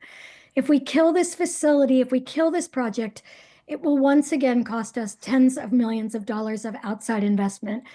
Why would we do that to ourselves? Why would we choose to band-aid a facility that does not adequately serve our children, our seniors, our immigrant populations? And I humbly suggest that if you think it does, you do not know what we're missing. Even if those band-aids ended up costing us slightly less, which any number of professionals have refuted, why would we do that? Why, as a community, are we not celebrating the extraordinary fundraising the library trustees and professionals have done? Let's not create any more costly delays or lose these funds. Let's celebrate for the $30 million of outside funds coming into our community. And rather than talk about how an inadequate facility is really just fine for our residents, let's support an investment in our community that is unparalleled in our history and that will support all of us for long into the future through good times and bad. It will not go away. Thank you so much, and thank you for your service. Thanks for joining us. Jeff Lee, please enter the room. Jeff Lee, District 5. We're in the middle of an environmental review required for releasing $2.1 million in federal funds for the project. The 45-day HUD public comment and objection period ends on May 13th. HUD's funding award letter makes it clear that signing a construction contract before the money is authorized for release is not permitted. The Jones Library Capital Campaign raised $1,605 in pledges in March and $1,129 in February. Its remaining commitment is $7 million. In light of this performance, the town manager's memo claiming that the library is good for their share is very unconvincing. The town manager's analysis was based on the library endowment being worth $9 million. It had sunk to $8.8 million by April 1st, and we don't know the effect of the Liberation Day crash on April 2nd. Before it was derailed by the project, the town of Amherst's 5-year capital program included funding for HVAC replacement, roof and chimney repairs, a fire system upgrade, new carpet, exterior lighting, upgraded insulation, exterior renovations, and redesign of the interlibrary loan delivery room for a total cost of $735,000. That's a tiny fraction of the cost of taxpayers of the now $55 million renovation expansion program and interest payments. It's a tiny fraction of that. Amherst should return to the JCPC process where Jones Library needs are balanced against the needs of the schools and town buildings. Federal funds, capital campaign funds, Jones Library resources, borrowing costs, the effect on Amherst's competing priorities, and even the MBLC grant, which requires a construction contract by April 30th, are all in question. No fiscally responsible official would invest any more time or money into this project. And finally, Councillor George Ryan is a member of the Jones Library Capital Campaign, whose mission is to raise money for the library project. He should recuse himself from this vote. Thank you, Jeff. Carol Gray, enter the room, please. Carol Gray, Amherst taxpayer at 815 Southeast Street, Amherst. I would ask you to vote to rescind this funding. I was a library trustee for 3 years. I chaired the budget committee of the library. I formed what was in the Green Committee. I served as a joint capital planning committee library representative, so I'm familiar with capital budgeting. First of all, let's just look at this project in our big picture. So $46 million for a library. If you heard of a town paying that much for a library while they were laying off teachers, you'd think they were crazy. We're firing teachers, we're cutting school programs. We have a son who recently finished the all 18 years in our public school system in Amherst. And thank goodness he got through, because he got to take advantage of all the foreign languages, all the music programs, which he's using now in college. I really worry for the next generation. What we're doing is like buying a Tesla when you can't afford groceries. You don't buy a $46 million library. You don't buy a Tesla, even if it's on sale, when you can't afford groceries. The teachers are our groceries. The schools are our groceries. You don't give that up. In terms of the repair option, this is a total legal and financial fiction to say that we have to do this $46 million project because repairs would cost more. That's ridiculous. I was on the library, on the Joint Capital Planning Committee. You put in capital projects month by month, year by year, and that's how you pay for them. By the way, accessibility projects are eligible for CPA funding. Community Preservation Act funding was used year after year, and there's no way you'd even come close to 30% of the whole building. You just fix the roof when you can one year, then the next year you replace the HVAC. It's fiscally irresponsible for the library to use this endowment. The endowment is probably closer to 8 million now. We were at a 4% draw when I was a library trustee. To say that you're going to use that is how you fund yearly expenses. You never paid for yearly expenses Thank without. you for your comments, Carol. Katie, please enter the room and state your full name. Good evening, everybody. My name is Katie Lesdowski, and I live in Lynn and Pratt's district. I want to first start by thanking everybody for the work that you put forth in the years that have gone into this. My concern in listening to the conversation tonight is that we haven't addressed the new realities that we are in. And I say this from a nonprofit organization employee that has been with a organization that is now 40 years old this year, and our budget has been slashed in half, State Department grants. And I am a partner to a Fish and Wildlife employee. So every night we're coming home and discussing these new realities. So these are at the forefront of my head.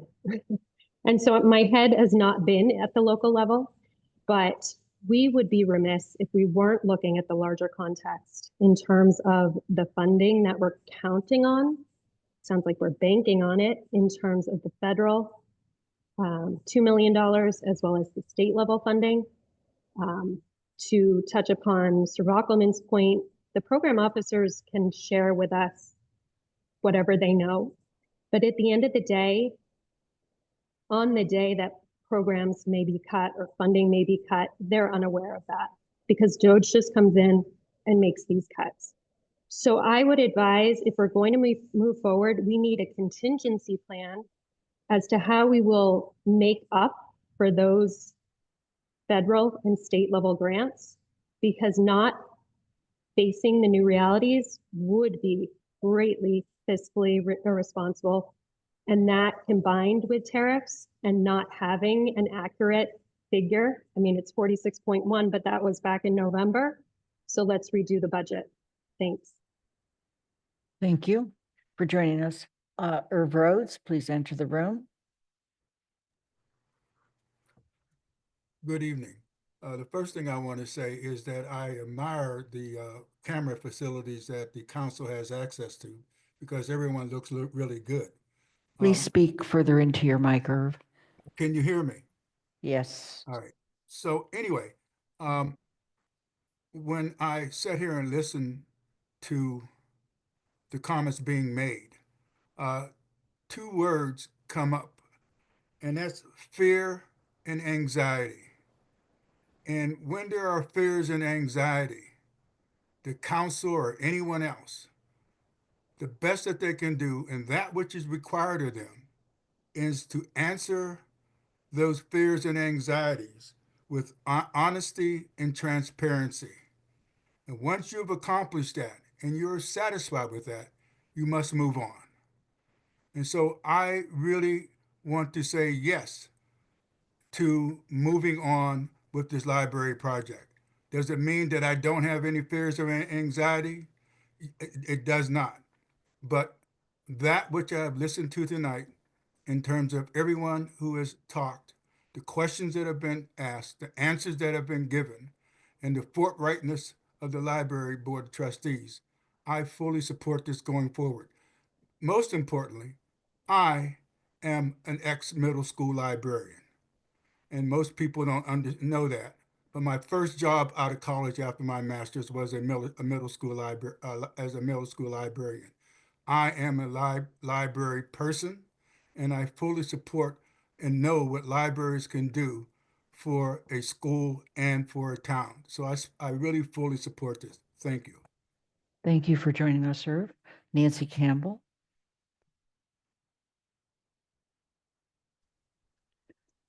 Nancy Campbell, Middle Street, District 5.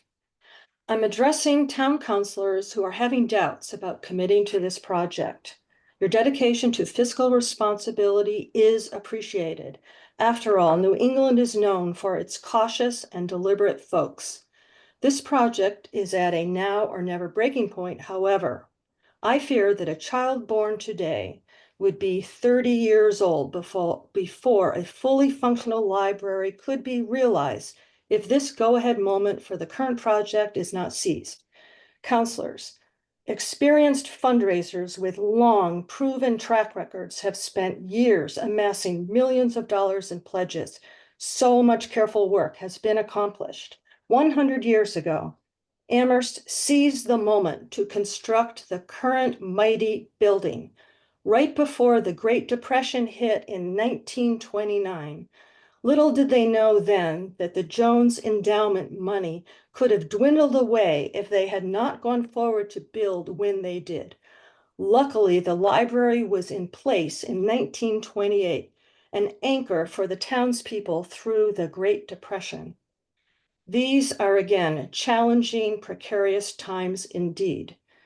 Tonight, envision a newly renovated, peaceful oasis for every member of our community, democratically voted on and designed to endure the test of time.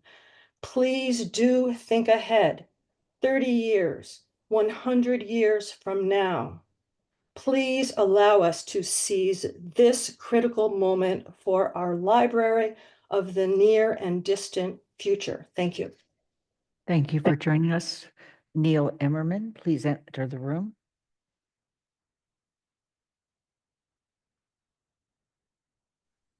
Hello, can you hear me? We can. So I'm Neil Immerman. I live on Hillcrest Place in Amherst. I'm here with my wife, Susan Landau, and I'll give her over half my time. I just want to say that we've lived in Amherst for 35 years. We love the town, including the schools and the library. We very much support this project. We really want it to go forward. Please let it go forward now. And I'm Susan. I want to say how wonderful the library was when our children were small, all the different facilities we used, the reading clubs in the summer, the fantastic books the library had, the great help we had from the librarians in picking books. When I had breast cancer, they found books for the children to read that were appropriate. They were just amazing. And now here I am. I'm a faculty member at Tufts, and doing my research, I am using the library to borrow books from other libraries when the library doesn't have texts that maybe even UMass doesn't always store, or Tufts doesn't have because I don't go in.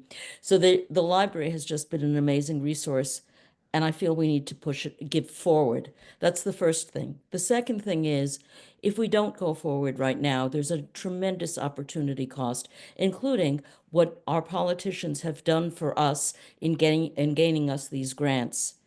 And then finally, this whole discussion is happening because of these uncertain times.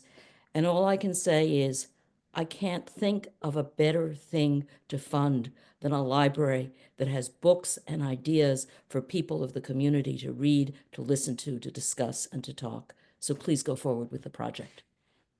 Thank you both for joining us. Barbara Party, please enter the room. I'm Barbara Partee. I live on Hobart Lane in District 1. I support the library project.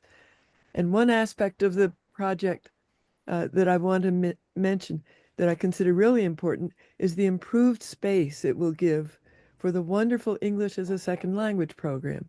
With the help of a great many volunteers, that program offers classes, tutors, and citizenship programs for all sorts of English language learners, including elderly immigrants, some of whom are even illiterate in their first language.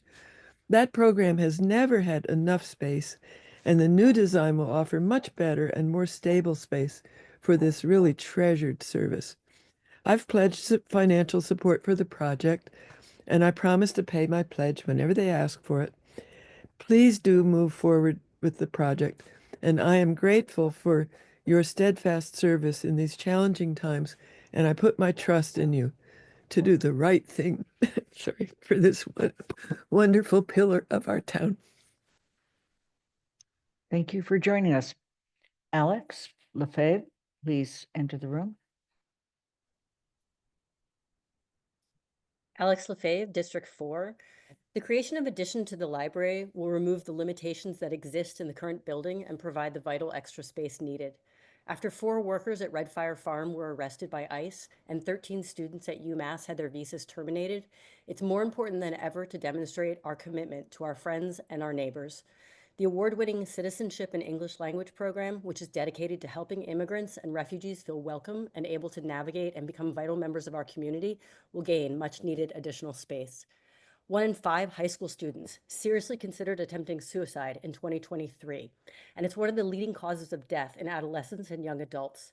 Suicide rates are rising dramatically in preteens as young as 8 years old, with an 8.2% annual increase from 2008 to 2022. Suicide rates in transgender and nonconforming teenagers increases as much as 72% after anti-transgender laws aimed at minors are passed. In 2025, 36 anti-trans bills have been introduced nationally, 854 on a state basis, and 6 in Massachusetts. Libraries are considered safe spaces by populations who have been marginalized. Evidence has shown that dedicated teen spaces within libraries create a positive, safe environment for learning and socializing, which encourages emotional, social, and intellectual growth while building a sense of belonging and community. The bonds of social trust that serve and support democracy are deteriorating. Public trust in government and confidence in institutions is declining across the board with the exception of one institution, libraries. Libraries serve people of every age, income level, location, ethnicity, and physical ability. Libraries are places of hope that knit communities together because they're often the one place in any community where individuals can visit at no cost, mix as equals, without regard to class, education, citizenship, or other demographic characteristics. When we neglect social infrastructure, we grow more isolated with fewer opportunities for socializing, especially with others who may not look or think the way we do. When we invest in social infrastructure such as parks, schools, and libraries, Thank you for everyone joining us, benefits. Alex. Thanks, bye. Rebecca Mazur. Thank you all so much for being so dedicated to the town and what the taxpayers will bear. I don't have any other words of persuasion for you. I just wanted to add, oh, I live on Amity Street. I don't know what district that is, but I just wanted to add my voice to the other chorus that is supporting the library project and hoping that you'll move forward with it. And thank all of you for all that you do for us. I know this is a really tough decision. Thanks. Thank you for joining us. Willis Bredigan.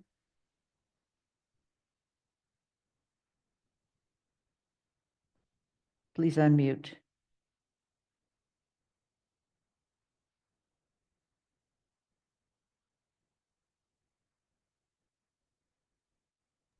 Thank you.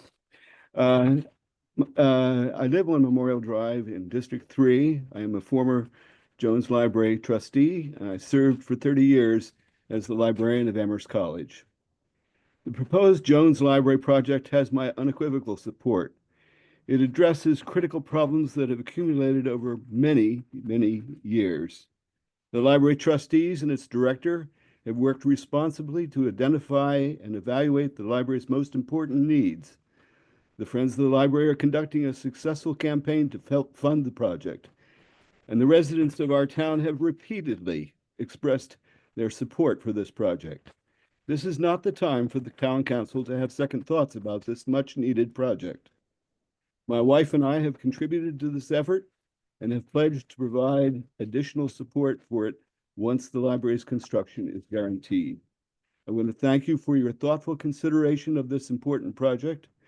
I strongly encourage you to vote to reject the motion to rescind the borrowing authorization for the Jones Library renovation and expansion.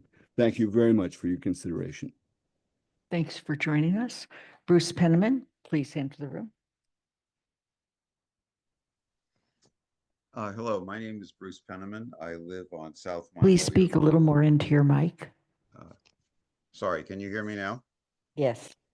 Okay, my name is Bruce Penniman. I live on South Mont Holyoke Drive, and I would like to speak in opposition to the proposal to rescind the borrowing authorization for this, which is the latest and I hope the last attempt to derail this much needed project.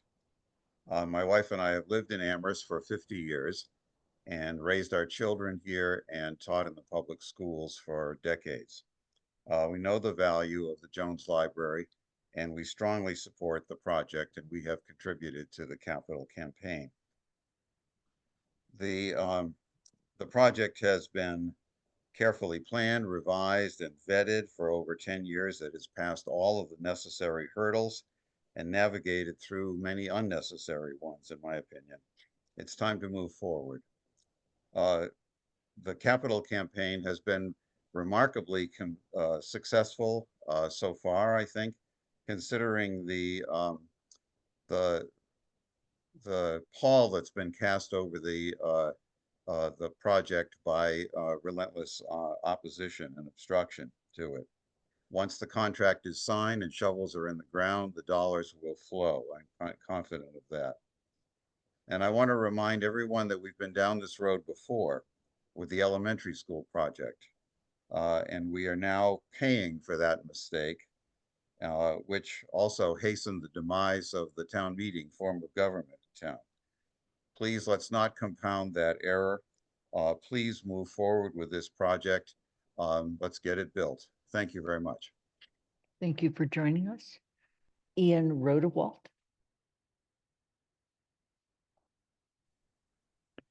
Hello, can you hear me? Yes. Hello, my name is Ian Rodewald. I live on Pine Street in District 1.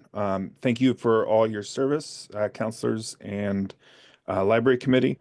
I wanted to say that I feel that it is unnecessary to spend at least $46 million to build a new library building project for a library that is not currently being used to the extent that the new project envisions.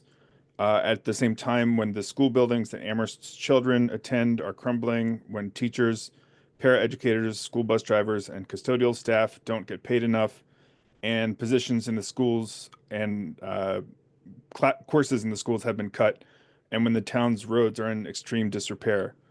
Additionally, with the state of the global economy as uncertain as it is currently and the cost of construction materials rising, it does not make sense to continue with the library project. Please stop this project by taking back your authorization to borrow the $46 million. Thank you for your time. Thank you for joining us. Richard Vincent.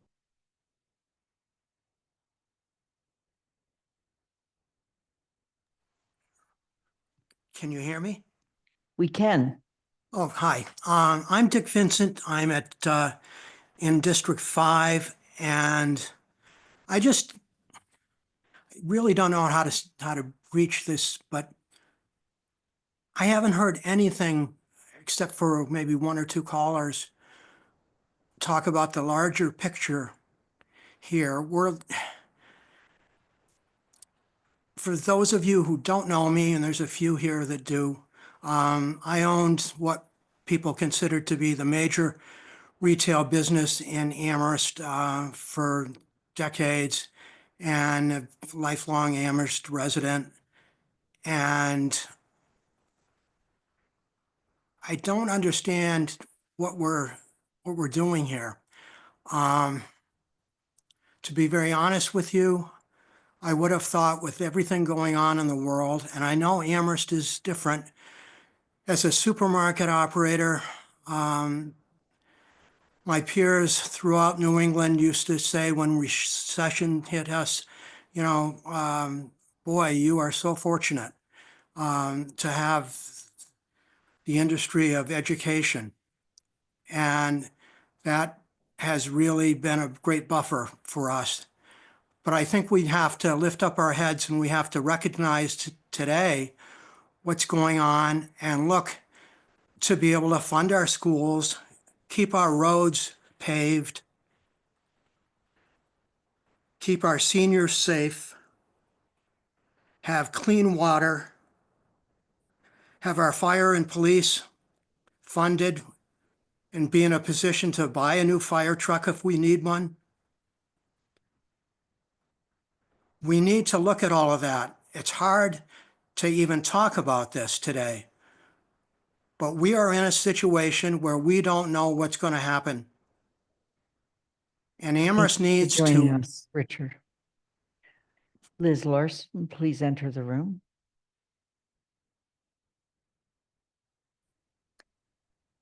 Good evening. I also just sincerely want to say thank you to everybody who has been working on this project for the many, many years. Again, sincere thank you. I am currently the executive director of the Amherst Historical Society, located at the Strong House next to the Jones Library. I also help operate the Drake as part of the Downtown Amherst Foundation. Previously, I worked for the Amherst Business Improvement District for 6 years. One thing I learned in all of these roles is how intertwined all of our downtown institutions and businesses are. It is the mix of our cultural, educational, entertainment, and commercial offerings that allows each of us to thrive. And the heart of our downtown is the Jones Library, quite literally. More importantly, it is the figurative heart of our community. This is a place where all are welcome: children, teens, retirees. It welcomes not only those who have lived in Amherst the entire lives, but those who are new to Amherst and those who are new to the U.S. This renovation and expansion project will strengthen this heart by providing increased and better opportunities for children and family programming, teen activities, and the ESL program. It will strengthen our ability to preserve and present our shared culture through modern facilities for special collections, a home for the Civil War tablets, and increased spaces for exhibits, lectures, and performances. This is not a building construction and renovation project. This is a community revitalization project. Please vote for a vibrant downtown Amherst and against rescinding the financial authorization. And again, thank you so much for all that you do for the town. Thank you for joining us. Hilda Greenbaum, please enter the room.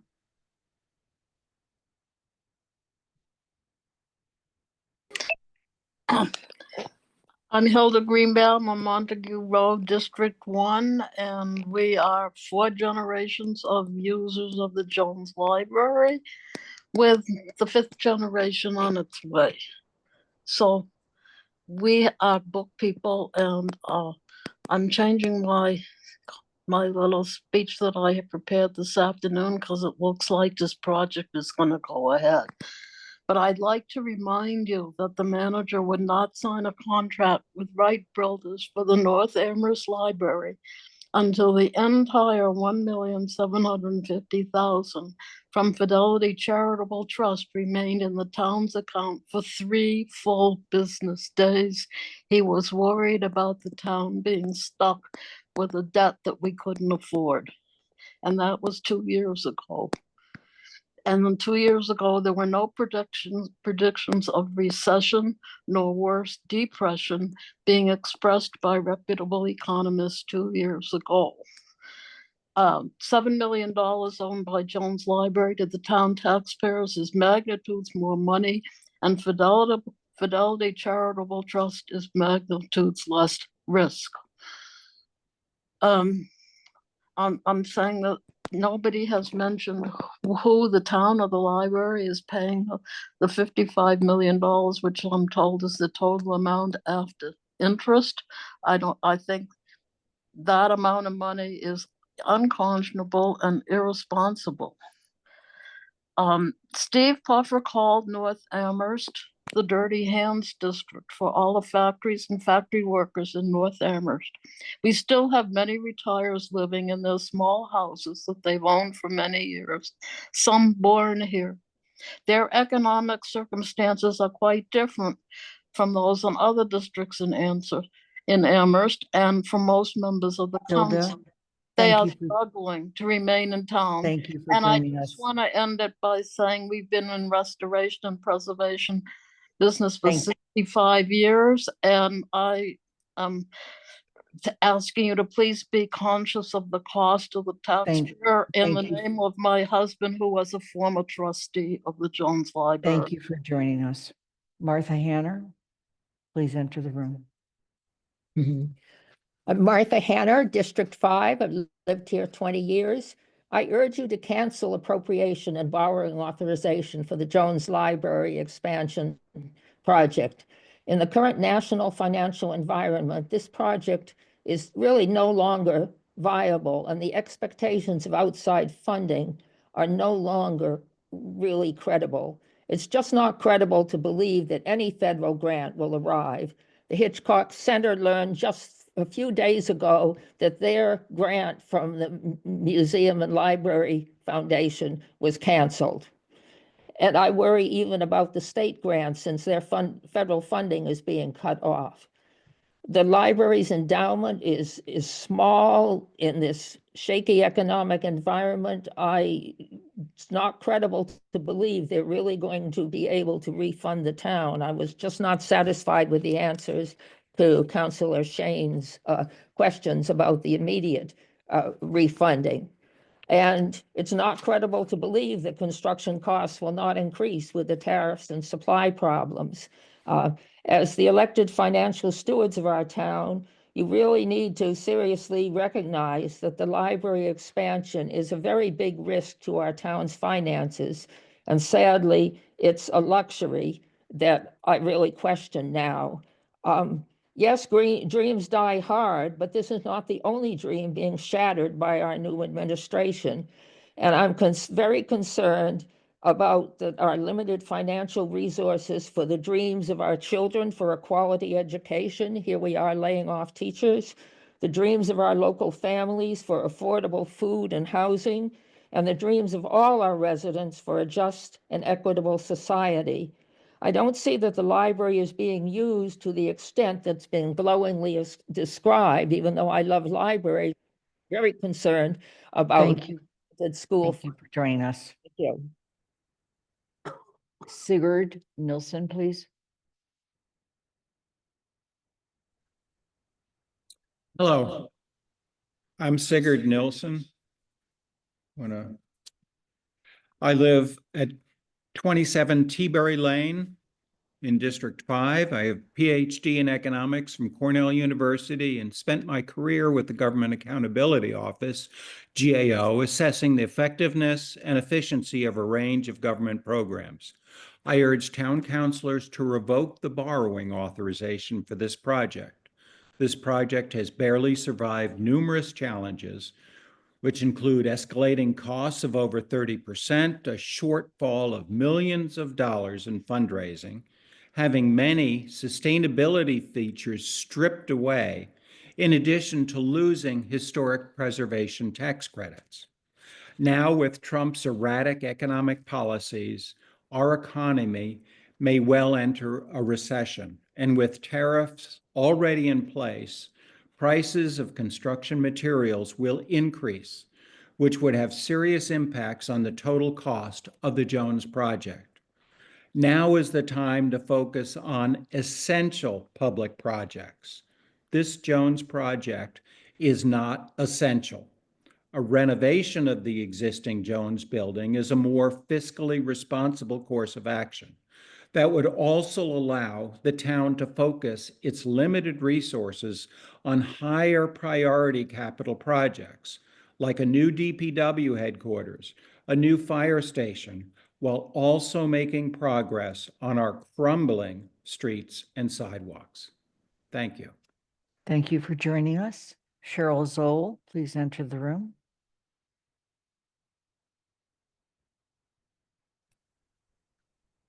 Hi, I'm Cheryl Zoll. I'm a longtime District 4 resident, and I fully support the building project and the council's continuing borrowing authorization. I won't say much about how important the library is, others have, but I just wanted to say that having led fundraising efforts for the Amherst Survival Center and other organizations, I know that during difficult times, they don't actually hinder giving, they inspire it. When our community sees an urgent need, it rallies, and it has rallied in the past. I've seen it many times, and there's no reason to doubt that Amherst is going to rise to this occasion. My husband and I have pledged to the campaign and will fulfill our pledge once construction's underway.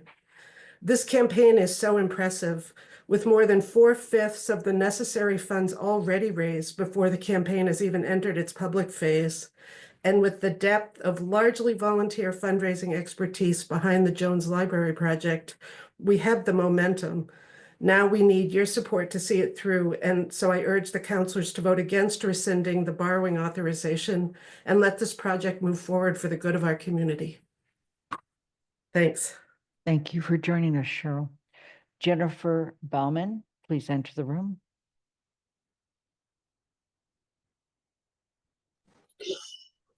Hi, my name is Seth Wilshutz. I'm actually Jennifer Bauman's husband, and she is an employee of Jones Library.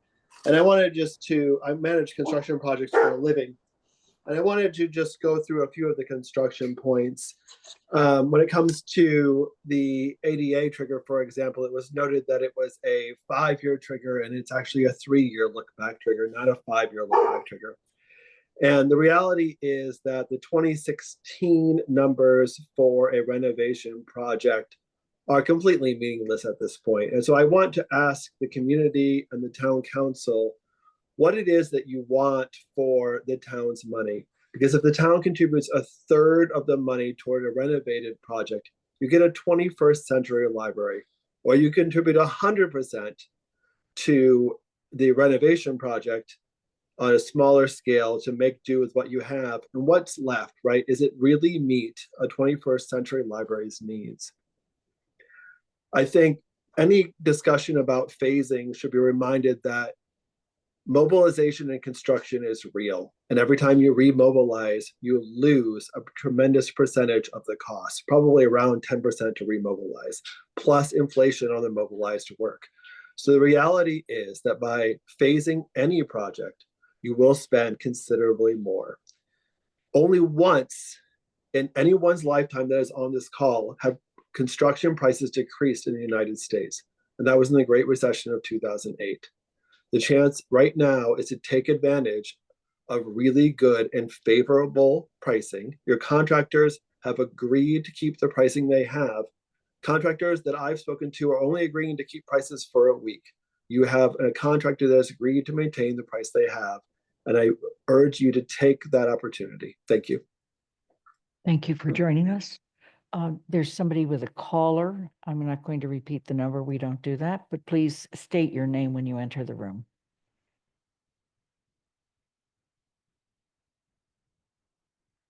Please go ahead. Good evening. My name is Vincent O'Connor. I live at 175 Summer Street, apartment 12 in District 1.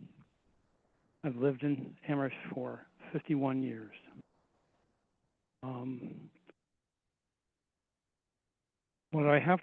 I urge the council to rescind the borrowing. We actually have more than 8 other libraries in town. 1 in every public school, 2 at the colleges, and a number of libraries at UMass. So we're not going to be without a library. In fact, we will be without a library for a long time, a much longer time, if we engage in this project than if we did the renovations. I urge you to listen to my Precinct 1 counselor, Kathy Shane, who was responsible for getting a project, school project, as the chair of the building committee, a school project that actually will work and be 21st century, rather than the disaster that would have happened at Wildwood School had we gone through with it. Having lived in town with the Fort River and Wildwood schools for a very long time, I can guarantee you that it was worth losing town meeting in order to not have the Wildwood School project that would have been a disaster. This project is based on a population user that is nonsense. Involves 20,000 college students and all sorts of towns that now have new libraries. And for every $1 million of the endowment that is put, Thank you that for has joining to be us, put Vince. into this project, they Vince. will lose $40,000 in That's- operating costs for the library, Thank you. which will be made. Amber Cano Martin, please enter the room. Hi. Good evening, everybody. My name is Amber Cano Martin. I live in District 2. I have 2 children currently in the public school system. You've seen me recently because I've come in to talk about budget cuts and how they're impacting our children, both at the elementary level and the middle school and high school level. For me as a parent to not make the connection between the sad state of our schools and this project would be ridiculous because it's so clear. I've been in this town now for over 10 years, and I remember when this project started and they told us, sure, we have enough money for everything. Sure, it's a big project. We still can do every single building project. We can do the DPW and the fire station and the school. And that was just, it's always been magical thinking. And if you don't believe me, then like, look what's happening to the schools. It's clear as day. Look what's happening to our roads. Look how many people have written to Lynn and Pat in my district about the condition of our roads. And think about how that's going to amplify year after year after year as there continues to be no money for those things, but there is money for a $46 million library. We don't need a library that big. What I really need for my children is for there to be teachers in their school. And what I really needed for them was that there be paraeducators in the libraries that they do go to in their school buildings. But we couldn't even keep a paraeducator in the Wildwood schools. They were cut. So now there's even less services in the one library that my children use. So again, many people have come here tonight to say, we've been doing this for 10 years. We put so much into it. I will remind everyone here what a sunk cost fallacy is. A mistake does not stop being a mistake because you keep pushing forward with it. I do not want to be coming here year after year to you begging for more money for our children's schools. In conclusion, I would say, repeating another caller, we should not be buying a Tesla if we can't afford groceries. Thank you. Thank you for joining us. Sharon Kearney.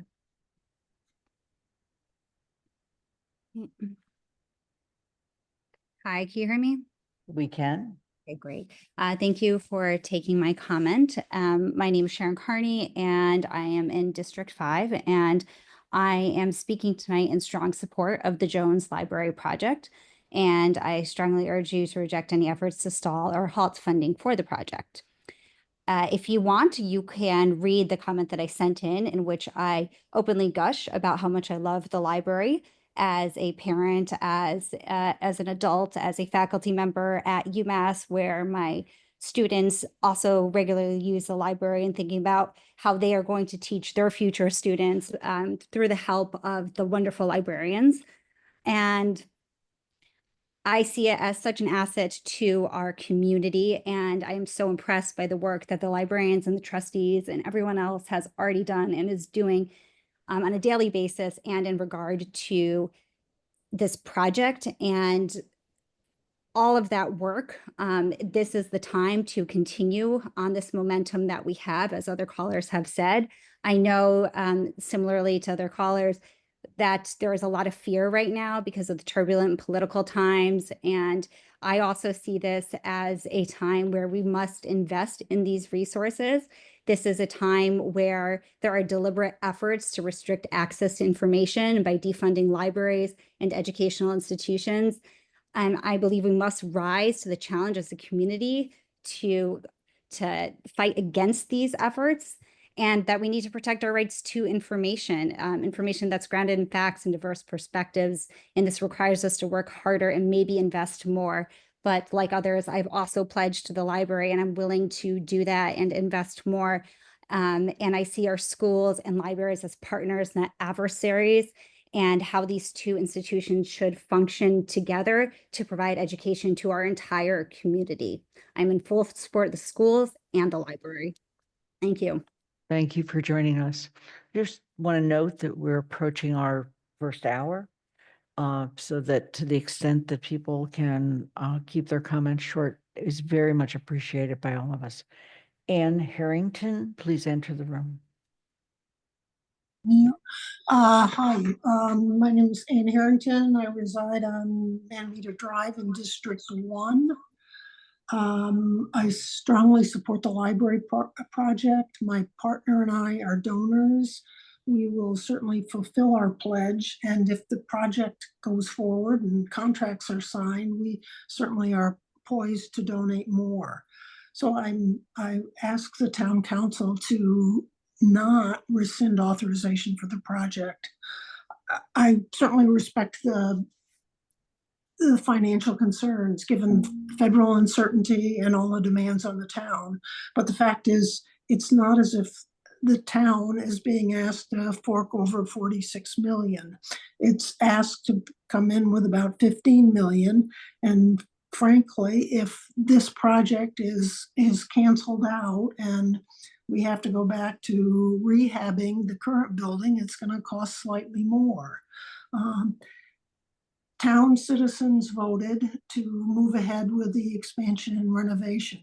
I think we should still honor that and move forward with it. So we have enough people have talked about how much we gain and how much we need a new library. And certainly if you walk around the UMass Amherst campus, you can see that you can have a building that honors an older part historically while adding a really dynamic new contemporary part. And I think the designs honor the history of the building. It's a sustainable building.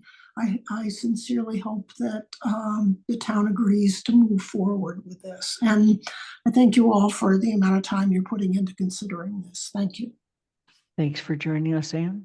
Somebody with an iPad, please enter the room and state your full name. Hi, this is Erica Zekas in Hulst Road in Amherst. I urge you to continue your support for the Jones Project. So many years in the making, the Jones has endured many challenges because it makes sense for our community, for users of all ages, abilities, and identities, many of whom traditionally have little voice in public spheres like this one, to provide a vital place for learning and connecting. It makes sense for the environment to invest in resilient systems and materials. It makes sense for this historic structure to renovate with care and attention to preserving the building's features. It makes sense fiscally too. It will cost the town $15.8 million to make it possible, not a small sum. But we also know that the cost of not pursuing this plan will be just as expensive, and the result won't be nearly as transformative. We'll fix the leaks, but we won't have a bright, fully accessible, all ages, sustainable community hub. The move to withdraw the town's authorization to borrow at this critical time is premature. The town's share of the funds can't be used for teacher salaries. The library's board has always been committed to the necessary fundraising, and the town manager is responsible for carefully reviewing the contract prior to signing. We've held off on making our donation until the project is officially going forward, but we will contribute once the contract is signed, and we suspect that this is the case for many of our neighbors. The town has to spend money to take care of its people and resources. Please agree to spend with our best possible future in mind. Thank you for joining us, Erica. Rebecca Nordstrom, please.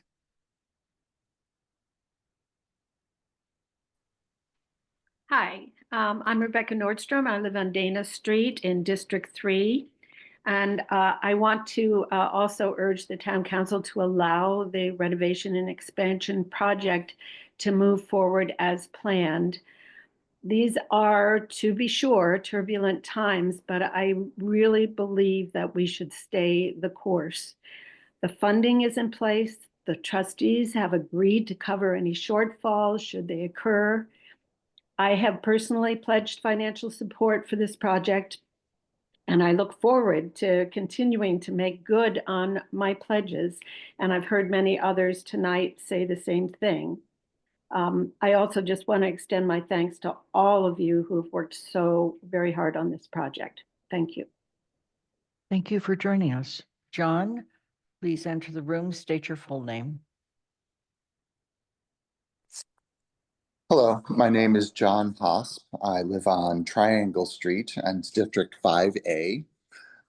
In having listened, I'm calling to pledge my unequivocal support for the renovation and hope that you vote this motion down.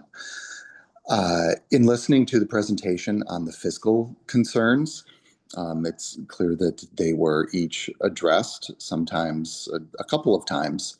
And as the esteemed counselor from my district pointed out, this is an ethical issue. At the beginning of this meeting, you touted the accessibility of the meeting to ensure that all residents could participate. Yet we're discussing a movement to stop renovations to a library, another public space which is not accessible to all residents. In addition, our lovely town hall has a great display on how immigrants are welcome and accessibility of red cards. But what message does it send if we're voting to cancel some of the public spaces that they rely on to learn the language, to access the internet, which they need to apply for jobs, which they need to apply for services? So thank you all very much for your time, for your patience with these processes, and please continue with this project. Thank you for joining us. Eric Crawley. Hello, this is Eric Crawley. I'm on Station Road in District 5.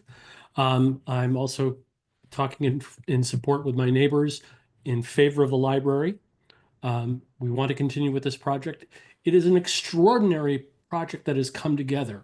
All of the different funding that has been put together to make this happen is truly amazing that the team has put together through all of the years and all the trials and all of the what about this, oh, what about that. Let the town manager do his job. He's very fiscal responsible. He's done the work, and he would stop it if it was not going to make any sense. So let's get it done. Let's do the will of the people that you were elected to represent and go forward with this project. Thank you. Thank you for joining us, Eric. David Ratner, please enter the room. And make sure you unmute.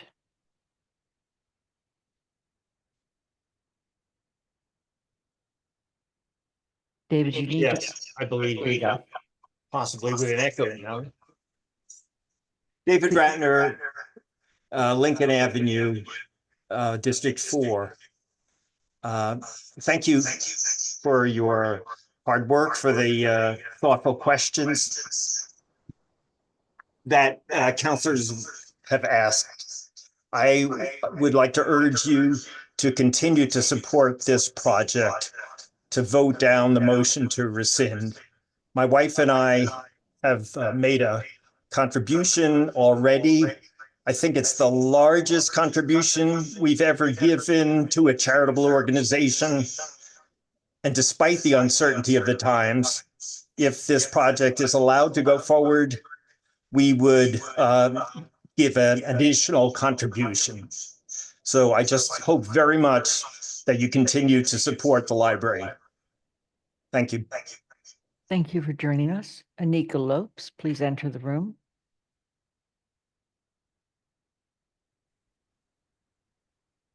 Hello, Please- everyone. Can you hear me? Yes. Okay. Good evening. I want to express my support for the arts and humanities, which we all know are currently facing significant challenges, threats, and attempts at erasure nationwide. And also the library project's commitment to inclusion and accessibility. In light of national concerns, audacity, and uncertainties, I want to recognize the residents of Amherst and beyond who depend on free services and spaces offered by the library, such as English as a second language programs, actually third, as English is not the first language of this land. But there is no shortage of threats to these services or to those that bring forward a true inclusive version of American history. Could the current administration come for the project's grants? Yes, but I do not believe we need to assist them. The Civil War tablets and programming and the space that will hold them represent much more than a simple monument to the Civil War soldiers. What makes the tablets and the space unique is that they will acknowledge the contributions of Black and Afro-Indigenous residents of Amherst who served in the war, a rarity for that time. This aspect of history is one of the most obscured and lesser-known narratives of Amherst erased in plain sight. As of 2025, they remain the only town monument to recognize the town's Black and Afro-Indigenous roots, which is unfortunate as we predate the town. This is one of the many reasons it would be fantastic to expand the special collections and revitalize the archives with a more accurate account of the Black and Indigenous history of this community. It should not be pacified as if an outside enclosure with 24/7 access will have the same impact. I'm a generational resident. I do not have memories before the Jones Library, and none of them, including the wood, involve seeing anyone who looked like me on the walls. I have deep respect for historic preservation, but in my humble opinion, the opportunity to make space to connect this history to our present and future is invaluable. Anika, thank you. Margaret Sawyer, please enter the room. Hi, thank you so much for having this meeting tonight. It's really exciting to me to have all of us sharing our thoughts here. I wrote a letter to, and a lot of the points tonight are great, but I think we really could think about this as something we need right now.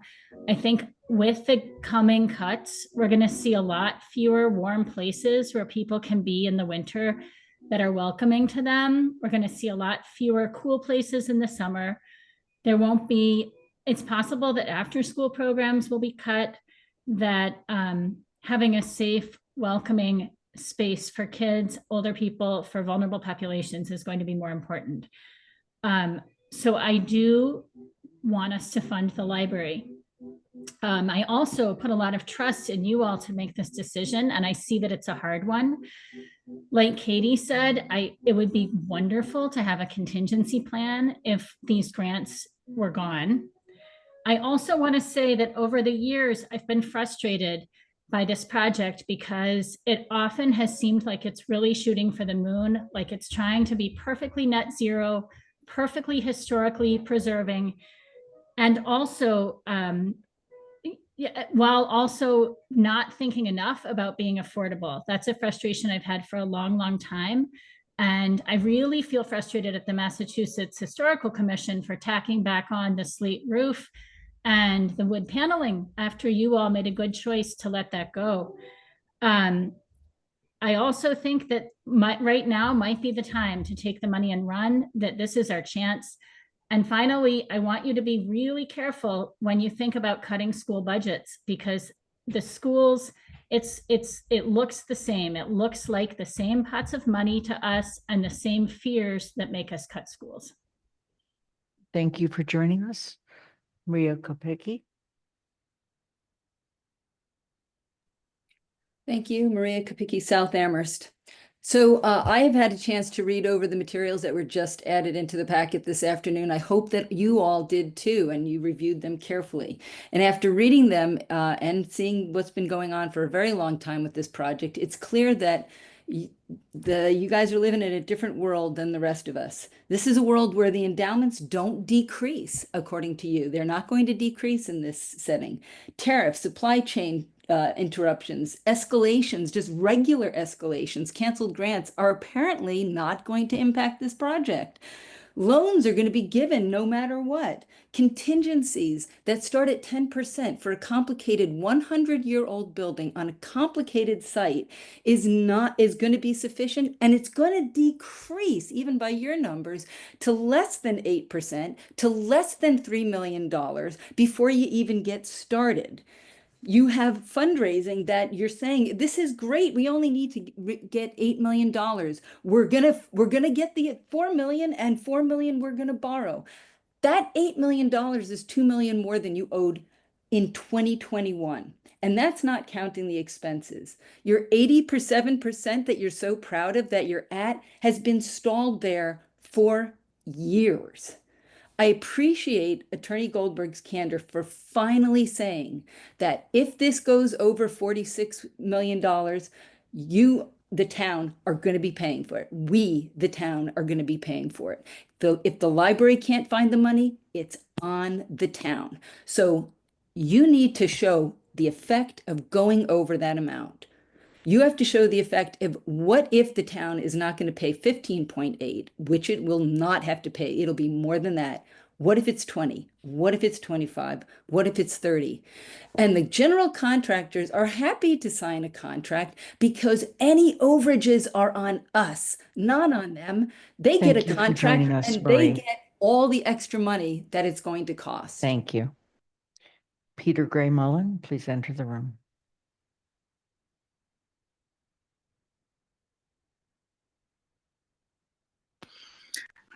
Good evening. Peter Gray Mullen, District 1.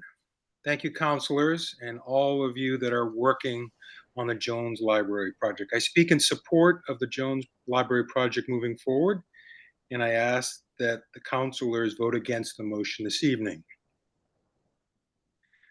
I work for the UMass Building Authority, which is similar to MBLC. I have 20 projects in design or construction right now. I understand these projects. The Jones Library project has been thoroughly evaluated to reduce risk. The budget wisely carries an 8% contingency, and this is in line with my projects at the same stage of award that the Jones project is at. I reassure you, it's a good budget. I want to add that you have a very good contractor with Fontaine Brothers. I work with them now, have in the past, and you should have a high confidence that you are going to be working with a good partner. Thank you. Thank you for joining us, Peter. Ann Holm, please enter the room.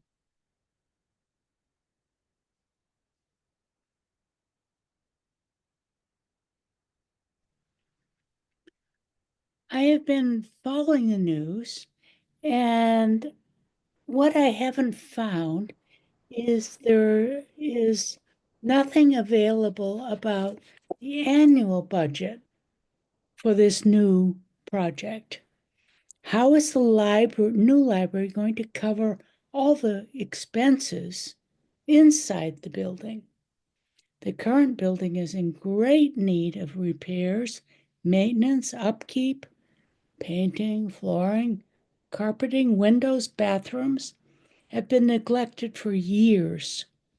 I have been told there are not sufficient funds because of the decisions of the trustee about the endowment. So every year the building and staffing needs are not addressed. How is this going to change with not only an upgraded building, but with a new addition? I would like to know how the new expanded library will be staffed, furnished, maintained. Do the numbers include new comfortable furniture, curtains, patron resources, all the things that are inside the walls? I would like to know if an annual operating budget is being developed that reflects the greatly increased expenses of staffing, patron resources, maintenance, utilities.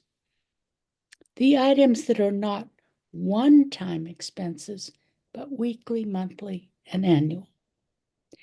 Finally, I think there should be a town referendum for taxpayers to vote for this project. Thank you.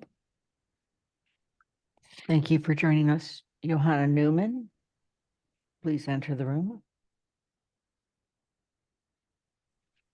Thank you very much. Johanna Newman, 137 Stanley Street in District 2. I'm here tonight to say that I support the library project, and I urge you not to rescind the prior motion. Instead, I hope that you will respect the voters and the process and the 12 years of planning that have brought us to this moment. Thank you very much for your service and for the opportunity to comment today. Thank you for joining us. Sandy Muspratt, please enter the room. Sandy Muspratt, North Prospect Street. I thank the councillors, all councillors, for their work, but particularly the three who petitioned for a special meeting. I believe you should rescind the authorization for the library. From the very beginning, has been unnecessarily ambitious, and now with various curtailments on expenses, it does not meet even the best ambitions of the original project. It's remarkable how many people wish to throw good money after bad, and I note that the legal advice says the town is on the hook. The nature of the relationship between the library and a government organisation, it's a quango, a quasi-autonomous, non-governmental organisation. We and the town and the taxpayers are on the hook. We have much greater priorities, particularly schools. I love the library. It's a good library. I go there frequently. I support it annually. I do not support this project. Thank you. Thank you for joining us. Kathy Axelson Berry, please enter the room. Hi, can you hear me? We can. Okay, thank you very much. I do not support the ongoing expenditures for the library, and I urge you not to have the town manager sign contracts, and I hope that you will rescind the authorization for borrowing. This is not about liking libraries or not liking libraries. It's not about the importance of English as a second language. It's not important about how wonderful, it's not about the staff and how wonderful they are. It's about this particular building project. And I think people seem to be getting this very confused and thinking that if you like libraries, then you have to vote for this particular building project, this library. But as Lauren, the lawyer said, the town lawyer said, the town is not only on the hook for the $15.8 million, and the trustees must cover the rest of the expenditure or overage. But if the library doesn't cover that, the town is also on the hook for the entire amount. And I think Paul Bockelman said, well, the town could try to get the library to pay. And he also said that there would be no increase in taxes as a result of this library because $7 million would come from the endowment. And the rest would be in the town budget. Well, that means that other things that are in the town budget would not be covered because their needs would be neglected, like education, because it would be covering the overage of the cost of the library. It's also been said that town council has prioritized it for many years, at least 9 years, and therefore we should go ahead with it.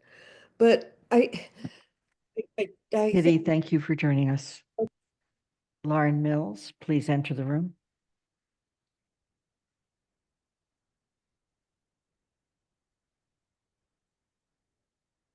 Lauren, you need to unmute.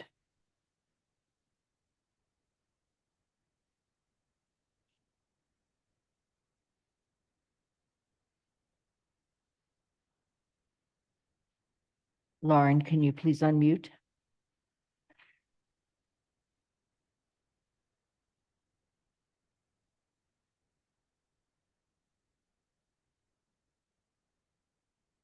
I sent a prompt to unmute. We can come back. We'll come back to her. Arlie, please enter the room. Hello, this is Arlie Gould, South Amherst. A lot of the people in favor keep saying that the project for the town is 15.8 million. But in Mr. Bockelman's presentation and others have said, the CPA funds are also taxpayer, so that's 16.8 million. And then there's the 9 million interest on the $46.1 million loan. So that comes up to about 25.8 million. That's what actually at this point with the 46.1 million cap that the town is actually paying. But as the attorney said, and the Bob Pam's public comment that he submitted, it was reprinted in the Indy, kind of says is, you know, essentially the town is borrowing all the money and is basically on the hook for the whole project and is getting reimbursed by the library or by the BLC grants. So that's actually how it's working. So, you know, let's not get confused about that. And then it's funny to hear, you know, the Jones Library is not going to disappear if we don't do this project. It sounds, everybody is speaking as if we don't do this project, somehow the Jones Library just goes poof and disappears, you know, and all this programming that is so wonderful that Mr. Surratt talked about and many people, you know, in public comment did, can be done in other places, in other spaces. There's 2 other libraries in this town. The new elementary school building is going to have community space. You know, Wildwood will be empty. I know it needs work. Thank you for joining us, Arlie. Thank you. Allegra Haupt. I did that.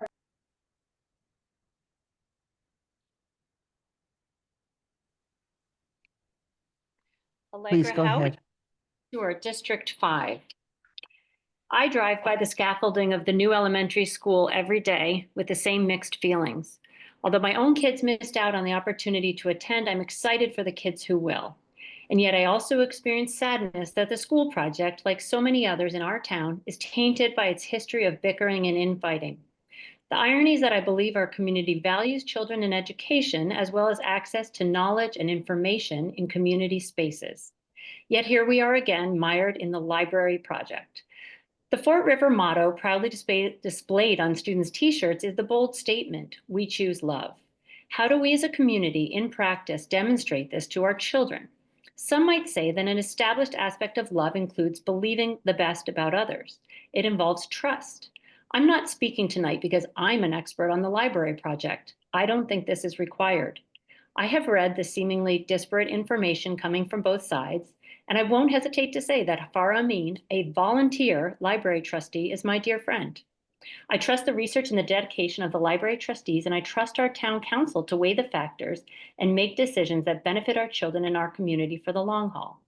Our council members will not be perfect, but I had a voice in electing them.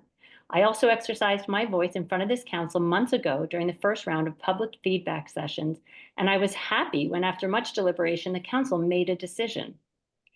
Another aspect of love is sacrifice. I do not want to live in a town known for its inefficiency due to bickering and stepping on one another. Could we be known instead as a community of people willing to lay down our rights to continually push back, and instead support the very good, not perfect, efforts of others, believing that we're in this together? If choosing to trust, to believe the best is an aspect of love, then you may label me as naive, but I'd like to go on record saying that I too choose love. Thank you for joining us. Ken Rosenthal, please enter the room. Thank you, President Griesenberg. Ken Rosenthal, Sunset Avenue. Many of us who love the Jones see two powerful reasons for supporting this cancellation. One, the design for this project is wrong, and two, the cost of repairs is manageable. Since this 30% increase in square footage was designed more than 10 years ago, paper volumes in the Jones Library have decreased, in-person attendance has declined. We know that's because storage and access to information online is increasingly how we read. And to give just one example of wasteful design of space, consider the new room for the Civil War tablets. 132 years ago, Amherst was given 8 large granite tablets naming the 300 white and black men from this area who fought in the Civil War on the side of the North. They've never been housed in the Jones before. They were expected to be kept outdoors, protected from the elements, and able to be visited at any time. But the Jones is closed about 31 days a year, those very days when visitors might like to come and honor their ancestors, like Memorial Day, Martin Luther King Day, President's Day, the Sundays before those holidays, and even every summer Sunday. Closed. I know of much better places in Amherst for these wonderful granite tablets where they can always be visited. In the Friends statement circulated the other day, they project the cost of repairs at $21 to $23 million, plus asbestos abatement, plus the cost escalation from 2023. The council, CPAC, and Amherst College are providing $17.8 million. The fundraisers expect about $7 million more, and the Jones says it will add money from its endowment. All of that will pay for repairs, and the town will avoid the additional millions in interest on funds to be borrowed only for the proposed plan, but not at all for repairs, expenses that are rarely mentioned. If the fundraisers make the right case, an honest case for repairs, current donors will fulfill their pledges, and other supporters of the Jones, and I am one, will gladly contribute. Thank you. Thank you for joining us, Ken. David Lithgow.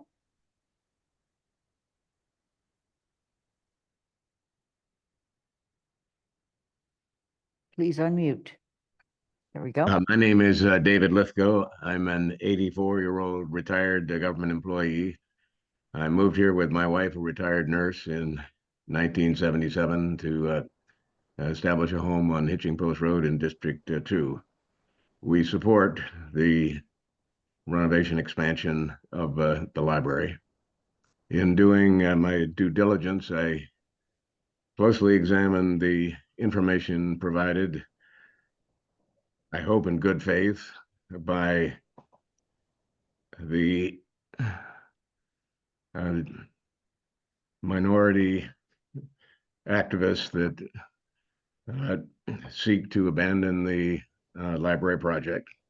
Their arguments to the contrary notwithstanding, we have contributed to date $15,000 towards a $25,000 pledge. We've suspended our installment donations for the last couple of years as we sit on the end of the runway awaiting takeoff clearance. We fully intend to honor our pledge as soon as we get takeoff clearance and the construction contract is signed. It's apparent that there are many others like us ready to stand up to the extent that we can afford it to support this project. I will be deeply disappointed if, after the extraordinary efforts of so many over the last decade, a small activist minority succeeds in prevailing and this project dies. I implore you to vote to go ahead with this project and see it through to its completion. Thank you for joining very us, much David. for your dedication to this wonderful community. Lydia Vernon Jones, please enter the room.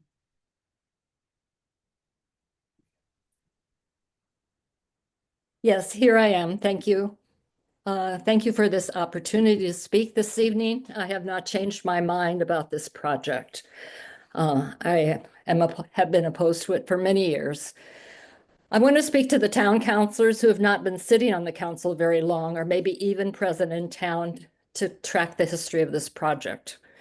When I was sitting on the lawn, listening to the beginning of this meeting, I was looking at what how my lawn has changed during climate change.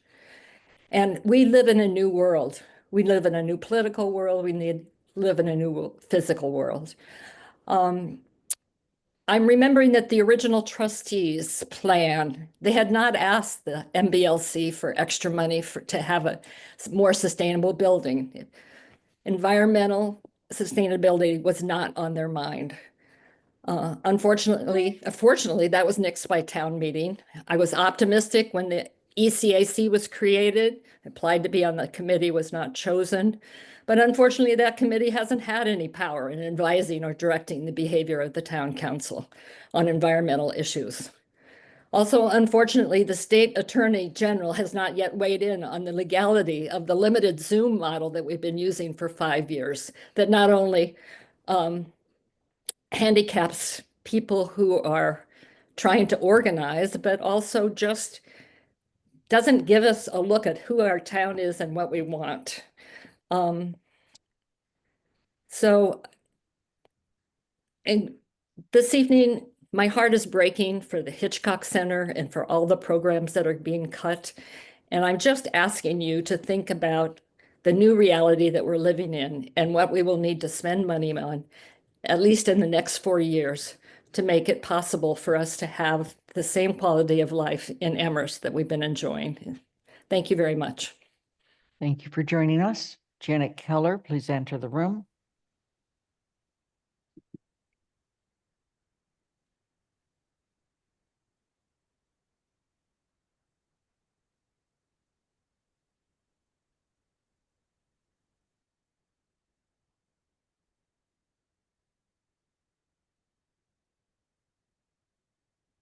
Did we lose Janet?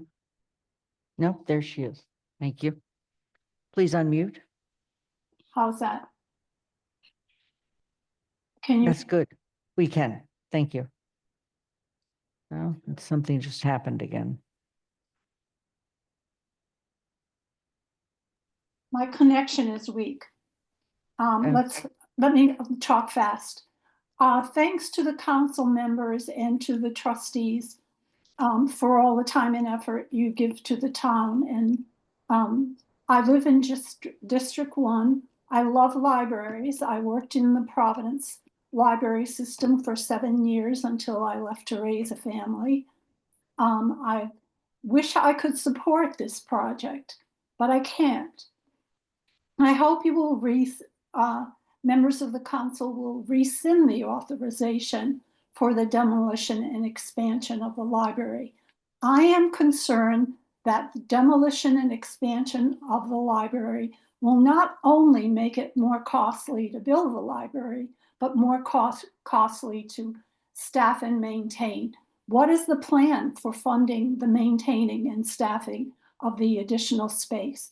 We don't know where the national and international economy will end up.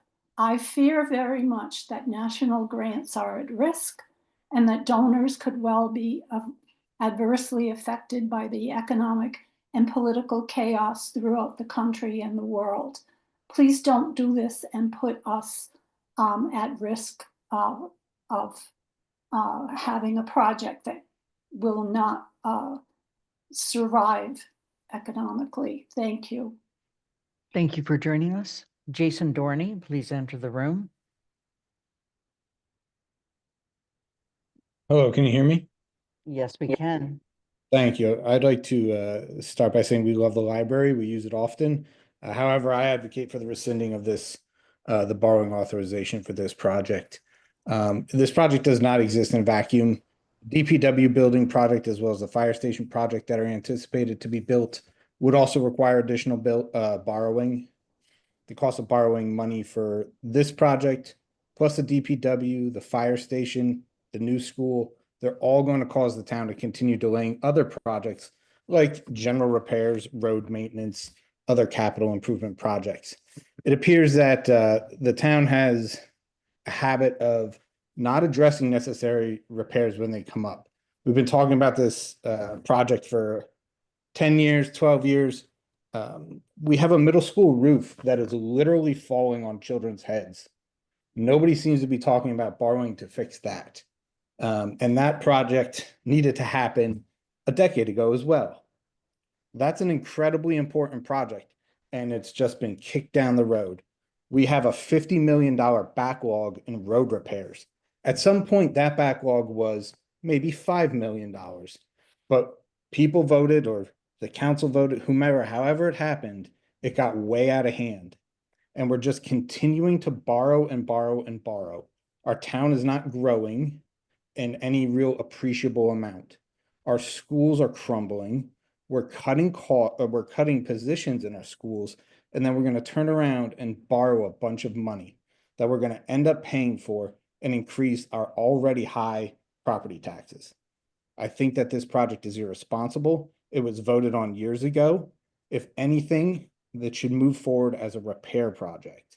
All of the great services that the library offers now will still exist. This library building is not going to fall to the ground if this doesn't. Thank you for joining us, Jason. Courtney, please state your full name. And I'm going to just, I'm not going to take any more after we get to the people that are signed up. So please do not add your name. We are approaching the 2 hours, and we have plenty of other ways to provide comment. Courtney, please start. Hi, my name is Courtney Cullen. I live on Pine Street next to the great pothole of Rosemary Street. I am here to urge the town council to rescind authorization for the library project. There are 2 points I would like to make.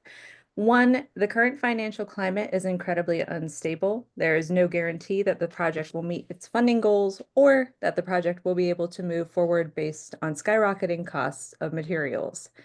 It would be incredibly irresponsible to condemn the taxpayers of Amherst to foot the bill when funding is not met or roadblocks inevitably come up.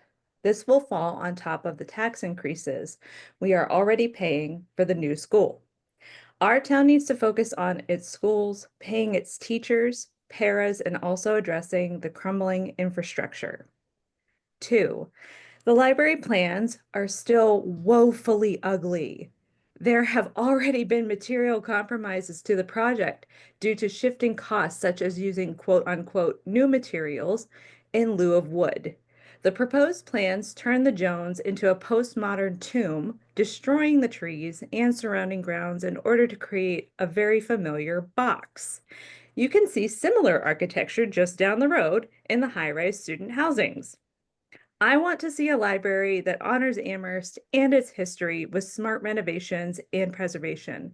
There are creative solutions that have not even begun to be explored. We are blessed to live in one of the most educated areas in the country, and you can't tell me that this is the best or most beautiful plan we could come up with. Thank you. Thank you for joining us. Will Macon.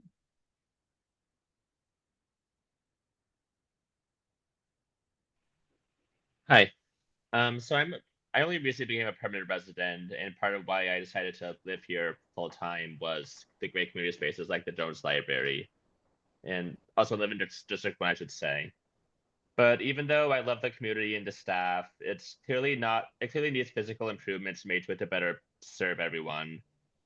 And it's considering that the funding was already approved, I am strongly in favor of not rescinding the funding. I don't feel that fear due to political uncertainty is a good reason to stop such a valuable project and stop us from enjoying the lasting impact we get from it. I think for the amount the town would actually be contributing, it would be a great investment for it. Thank you. Thank you for joining us. Jean, please enter the room. State your full name. Thank you. My name is Jan Chang. I live in District 4. Good evening, everybody. Good evening, Town Council. Thank you all for your dedication to this town. Tonight, I ask you to please consider this town's financial health and please stop this project from moving forward. I'm an educator, and I see how schools have been struggling to retain teachers and staff. We need to weigh our priority carefully. We do not need an oversized library. As an educator, I see firsthand how educators and young people acquire information and knowledge digitally at the palms of their hands. We use open educational resources through the web, anytime, anywhere we happen to be, not necessarily in the library. We love the library, but not this oversized, overly ambitious one. Thank you very much for your time. Thank you for joining us. Peggy Matthews Nilsson, please.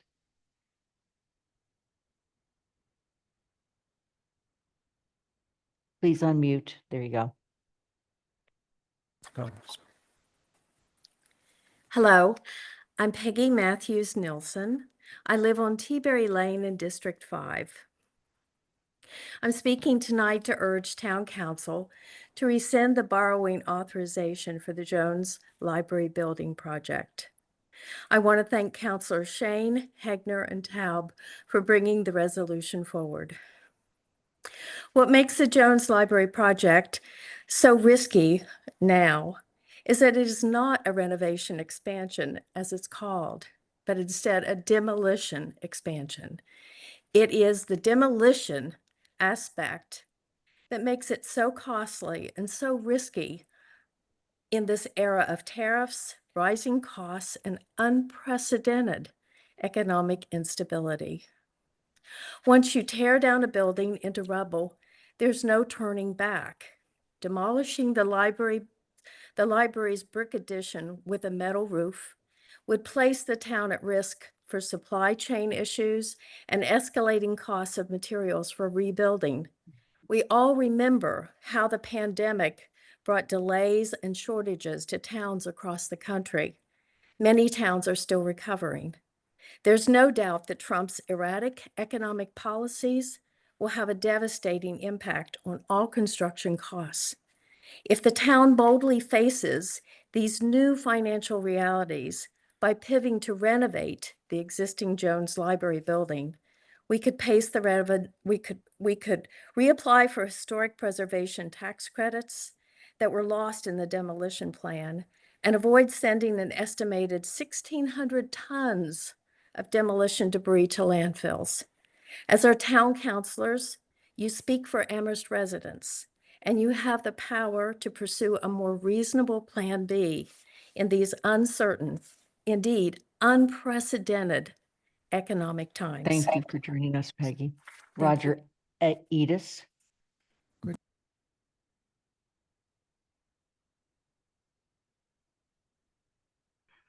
Good evening. Roger Eads. We live on East Pleasant, in Northampton, Amherst. I have several things I want to say briefly. One is we unequivocally support this project, my partner and I. It has been well thought out. We have spent a great amount of time with Kent Farber understanding the history of the project and all. We have a very large sum committed, and we will certainly come through. One of my complaints tonight that I want to voice is that basically, I believe members of your council have defamed the public that is putting money into this project. You're acting like we're all going to bail, and we're not. And I'm really angry today over the fact that that defamation continues. You keep saying, oh, they won't come through. Well, we are coming through. And I'm sorry, but that's how it feels. Second is I feel totally disenfranchised by the decision to make this a closed door meeting and not in person. Zoom is not the same. If it had required moving this, I see you, Kathy Grisner. Why are you laughing at me? I'm a taxpayer. And why were we disenfranchised? It would have been better to have too many people show up and put this meeting off for a week and put it in a room where all 250 of us could have showed up. I am tired of the minority ruling in this country. That's why we have the Trump mess and why we have the MAGA problem and the economy. But this project is a chance for the town to get something done for 13 million instead of 50. And most of the opponents, I realize, have not listened to what Kent or Bob or Paul said about how the budget is. And the fact of the matter is, you're not stuck with the cost overruns, and you will never get a better deal than this. But I really can't believe that the town council here is so eager to throw voters out, and we should have been there in person tonight. I appreciate everybody's effort, but I noticed that, again, the opponents just keep dragging this through the mud. Thank you for your efforts, people. Thank you, Roger. We have a caller, 619 number. Please state your full name. Yes, hi, this is Lauren Mills. I hope you can hear me. Lauren, I'm sorry, you've spoken already. No, Oh, I I'm haven't sorry. spoken. Lauren, you didn't speak already. Thank you so much. Lauren, please go ahead. Okay. Using a I different wanted to first say that I appreciate all the town members who are trying to make the library more accessible. And growing up in Boston, my mom worked at the Boston Public Library, so I spent a lot of time in the library. But I also had an after-school program to go to, and my single parent mom also took us on vacation. And so in light of this meeting, I wanted to just share some of my thoughts about the library and what it has in common with the schools. The library is a public space, as well as our schools. They are both places of education and self-discovery, and they are organized. And what is fair and what is right or equal cannot be always measured in dollars all the time. The library is a great place in many ways, but if I was a middle schooler or a high schooler, what I need in the form of support, mentoring, or self-discovery may not be found at the library. The schools also need the base support of the town manager that is given to the Jones Library. And the counselors, I hope, can find the amount that is needed in this situation to make sure that the library is functioning and taking into consideration the programs it offers, who it serves, and the other places that provide those same services in the town. And I always wanted to hope that the libraries in our schools will be used more because those are also places where children can access safe spaces to do their homework. And I just wanted to end with, I hope that the decisions that are made. Oh, sorry. Okay. Thank you. Thank you, Lauren. And thanks for calling back. The other caller, please enter the room and state your full name.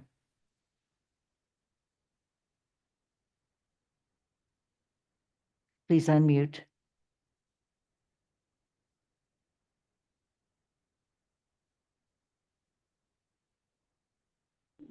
Yes, my name is Tom McBride, South Amherst District 5. I think we should consider our fellow members of the Commonwealth who would be paying for our library with their tax money. Thank you. Thank you for joining us. Peggy, we've already had you, and I'm sorry. Pat, please enter the room, state your name, and let us know who you are. Good evening, everyone. I debated tonight whether or not for me to speak, but I decided to.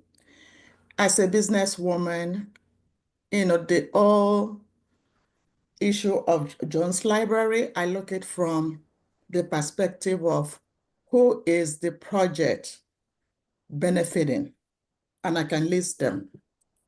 The Business Improvement District, the Chamber of Commerce, the Amherst Forward, the fundraisers, the contractors, and also, this is an election year, people who want to get reelected. I also want to comment on white folks speaking for my community, the BIPOC and Black folks. Jones Library is not a welcoming place for everyone. And so people have to be very careful when they say they're doing it for immigrants, for Black people, for homeless people. Be careful when you say that, because you're offending some of the residents of this town. And while I don't always agree with some of the town councillors, but the real heroes tonight are the 3 councillors who made this meeting possible. I respect you. It took a lot of courage to do this, and that's what you're supposed to do. You were elected to do this type of thing, to allow more conversation. I do not support moving forward with this project because it will be done on the backs of marginalized people. See what happens with the upper funds. The rich got the money on the backs of poor people. Thank you. Pat, thank you for joining us. That concludes public comment.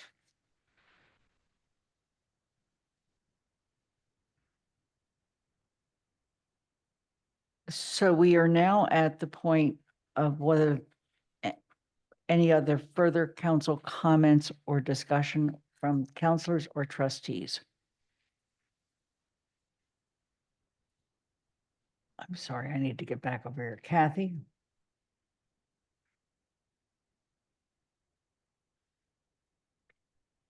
Yes, I would like to make it clear to everyone that Bob, Jennifer, and I took the dramatic step of calling for this special meeting out of our commitment to a fiduciary responsibility to the town and a concern that we were not getting answers to basic cost questions as the deadline for signing a contract approached.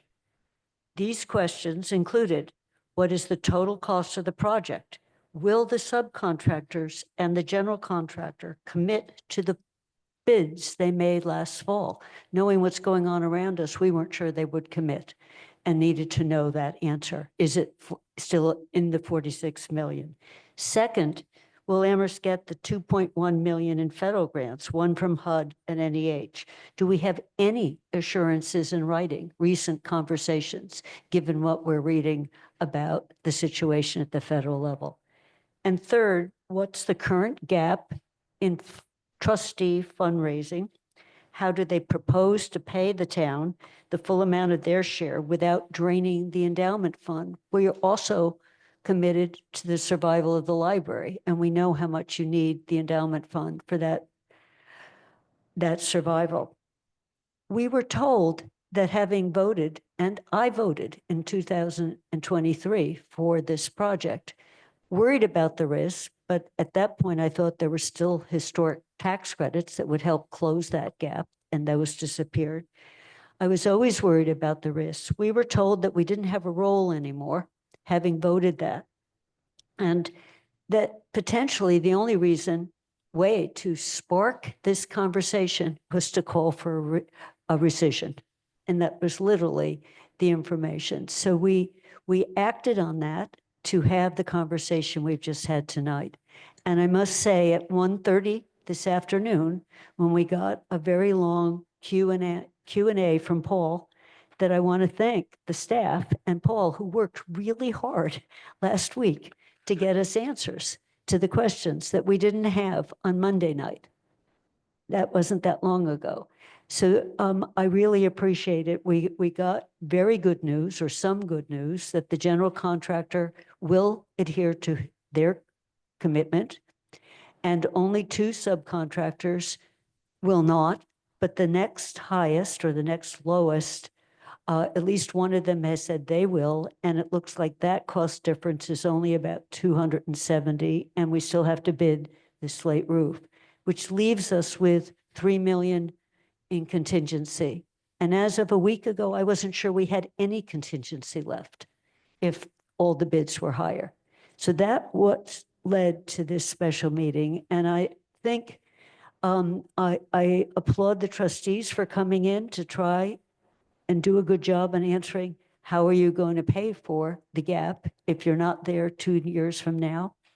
And I think the plan may work, and let's hope the endowment holds and doesn't get swamped, because the town will be at risk. And what I'm hearing is we're going to hold this risk for $7 to $9 to $10 million for the next 3 years in terms of what you've already raised as the rest of the money comes in. And this is real money to the town. I'm sitting looking at budgets and what debt we've already incurred for other projects and watching it squeeze out needs of other places. So this was not ever meant to be a vote against the project per se. It was against the financial risks that the project was posing for the town, the taxpayers, and the library. So I am very encouraged by what I think is some good news. I do think it's still a very high-risk project. We're at 8.5% contingency, which on a project that has a renovation as well as the new, as opposed to just a new project, is not as robust as you would want it to be. So we'll have to watch every day what's going on out in the field. But I just want to try to explain to people that the concern here was money. It was not a one way or the other way. It was worrying that we were ignoring the fact that the delays, the most recent delays, were all around Section 106, which was an effort to secure the federal grants. That probably should have started 2 years ago before the bidding happened. And then we wouldn't have had to wait the extra amount of time when the bids came in. But that's yesterday's story. And it looks like you've put that to rest. So I was very pleased to get the news today at 1:30, which was not very long before this meeting. And I'll turn it over to Bob. Okay, I'll skip to Bob. Although Freck is next. Just called the meeting, and we actually thought we would have a presentation and be able to say something before this started, which I appreciate the way the meeting went. I think it was healthier to get all the news that Paul had gathered. I must say that. All right, I'm going to go to Bob Hegner. Excuse me, I would Thank you. want about a 5-minute recess. You want a 5-minute recess? Okay, that's perfectly appropriate. We are going to take a 5-minute recess. Bob, we'll pick up with you as soon as we come back. It is 9:46. We're going to reconvene at 9:51.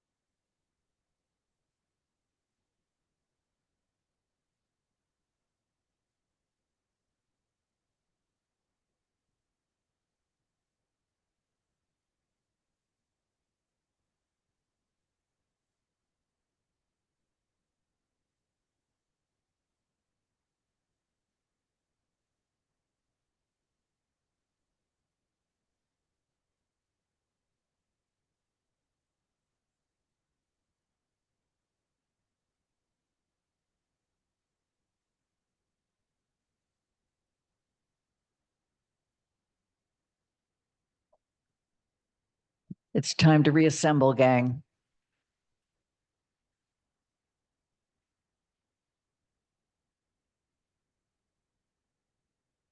Please have your seats.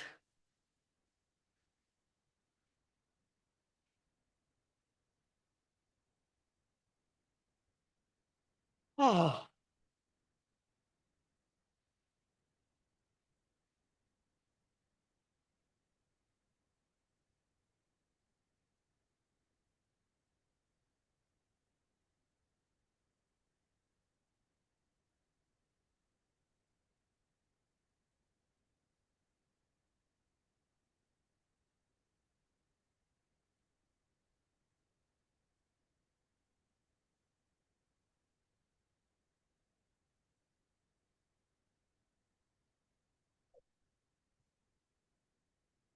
So, Bob, are we ready? Okay, please go ahead. Okay, thank you, everyone. Again, I want to, first of all, thank the town manager and staff for working so diligently on behalf of the town to ensure this project remains within budget and to provide the information that we didn't have last week. And I apologize to people for calling this meeting, because had we had this information last week, I probably wouldn't have voted to call this meeting. The information provided by the town manager today answers the two questions that I had, the two fundamental questions I had. How much will the project cost and who will pay for it? And I think with some uncertainty, I think we've answered that. I do have some concerns, however. As Kathy mentioned, the contingency is very low for a project that involves demolition, especially given the potential impacts of tariffs, inflation, supply chain issues, recession, et cetera. So the town and the trustees really must ensure that the total cost remains within the budget. And Paul has indicated that if we're going over budget, the town council will need to authorize that. Risks still remain with the project, and we know what they are. They're, same supply chain issues, tariffs, inflation, but they would also come with the repair option. And so we're not really solving any problem by sticking our heads in the sand. We just have to deal with these risks as they come up.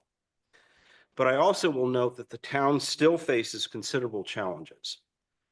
The new DPW facility, which is falling apart. The fire EMS station, which will follow shortly. Our roads, which everyone knows need repair badly. Building repairs, school operations, and layoffs that have been announced because of revenue shortfalls. So let's try to set our acrimony over the library in the past, and let's focus on the problems that are facing the town as we go forward. I think if we can use the energy that the members of the public brought to tonight, and use the energy that we have in this group to really focus on, let's try to find solutions to the problems of tomorrow and not fight the battles of yesterday. Thank you. Thank you, Bob. Jennifer, you were the third person on. Okay, then I'll go to Pam. Thank you. Thank you. Many people have spoken to some of my concerns. I do know that the decision that we make tonight is complex. The town manager, Paul Bockelman, has been very clear that he's advancing step by step through the project because that's the direction we have provided him in our votes. And my feeling is I appreciated the information. I am still of the feeling that it's in the best interest of the taxpayer, the town, and just performance of good government to change that direction and vote against advancing this particular library expansion project any further. we are in a time of extreme change. Many people have mentioned this.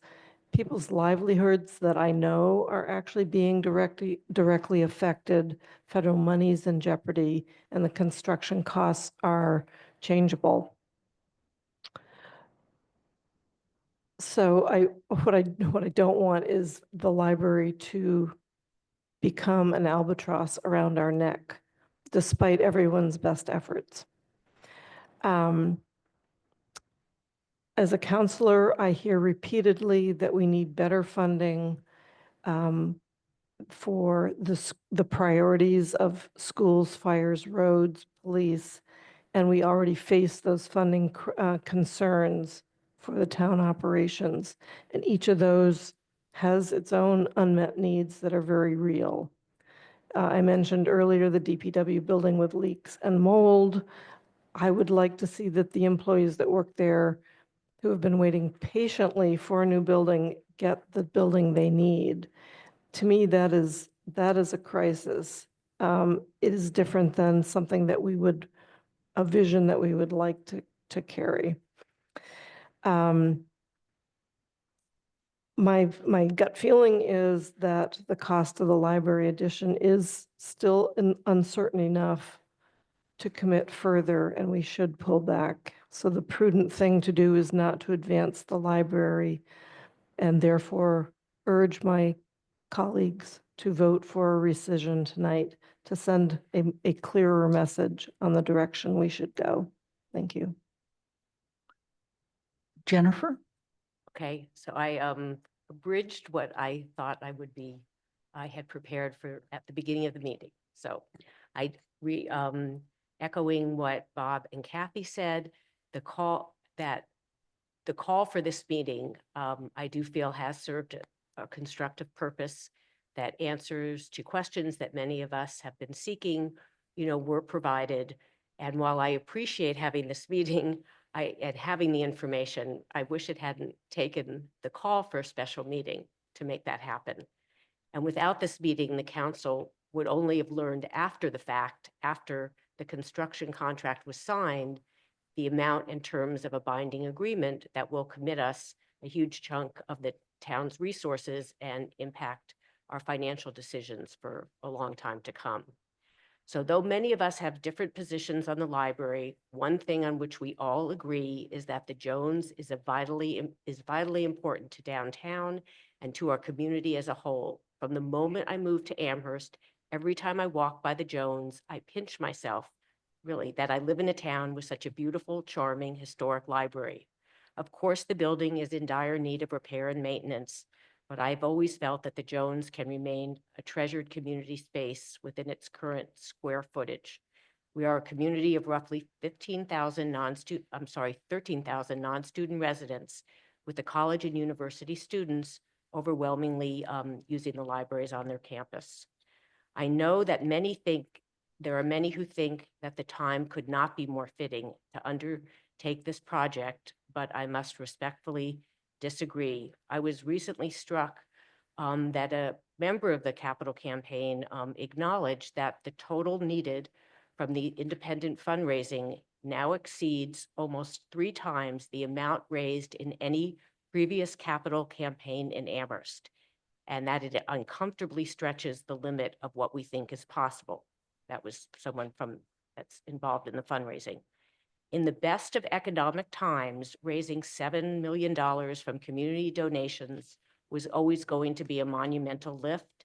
In an economic downturn, it could well be not possible. I don't think in this time of economic upheaval, when we're on the brink of what could be a full-fledged recession, that this is the time to take on a project that, in my assessment, is a risky financial undertaking for the town.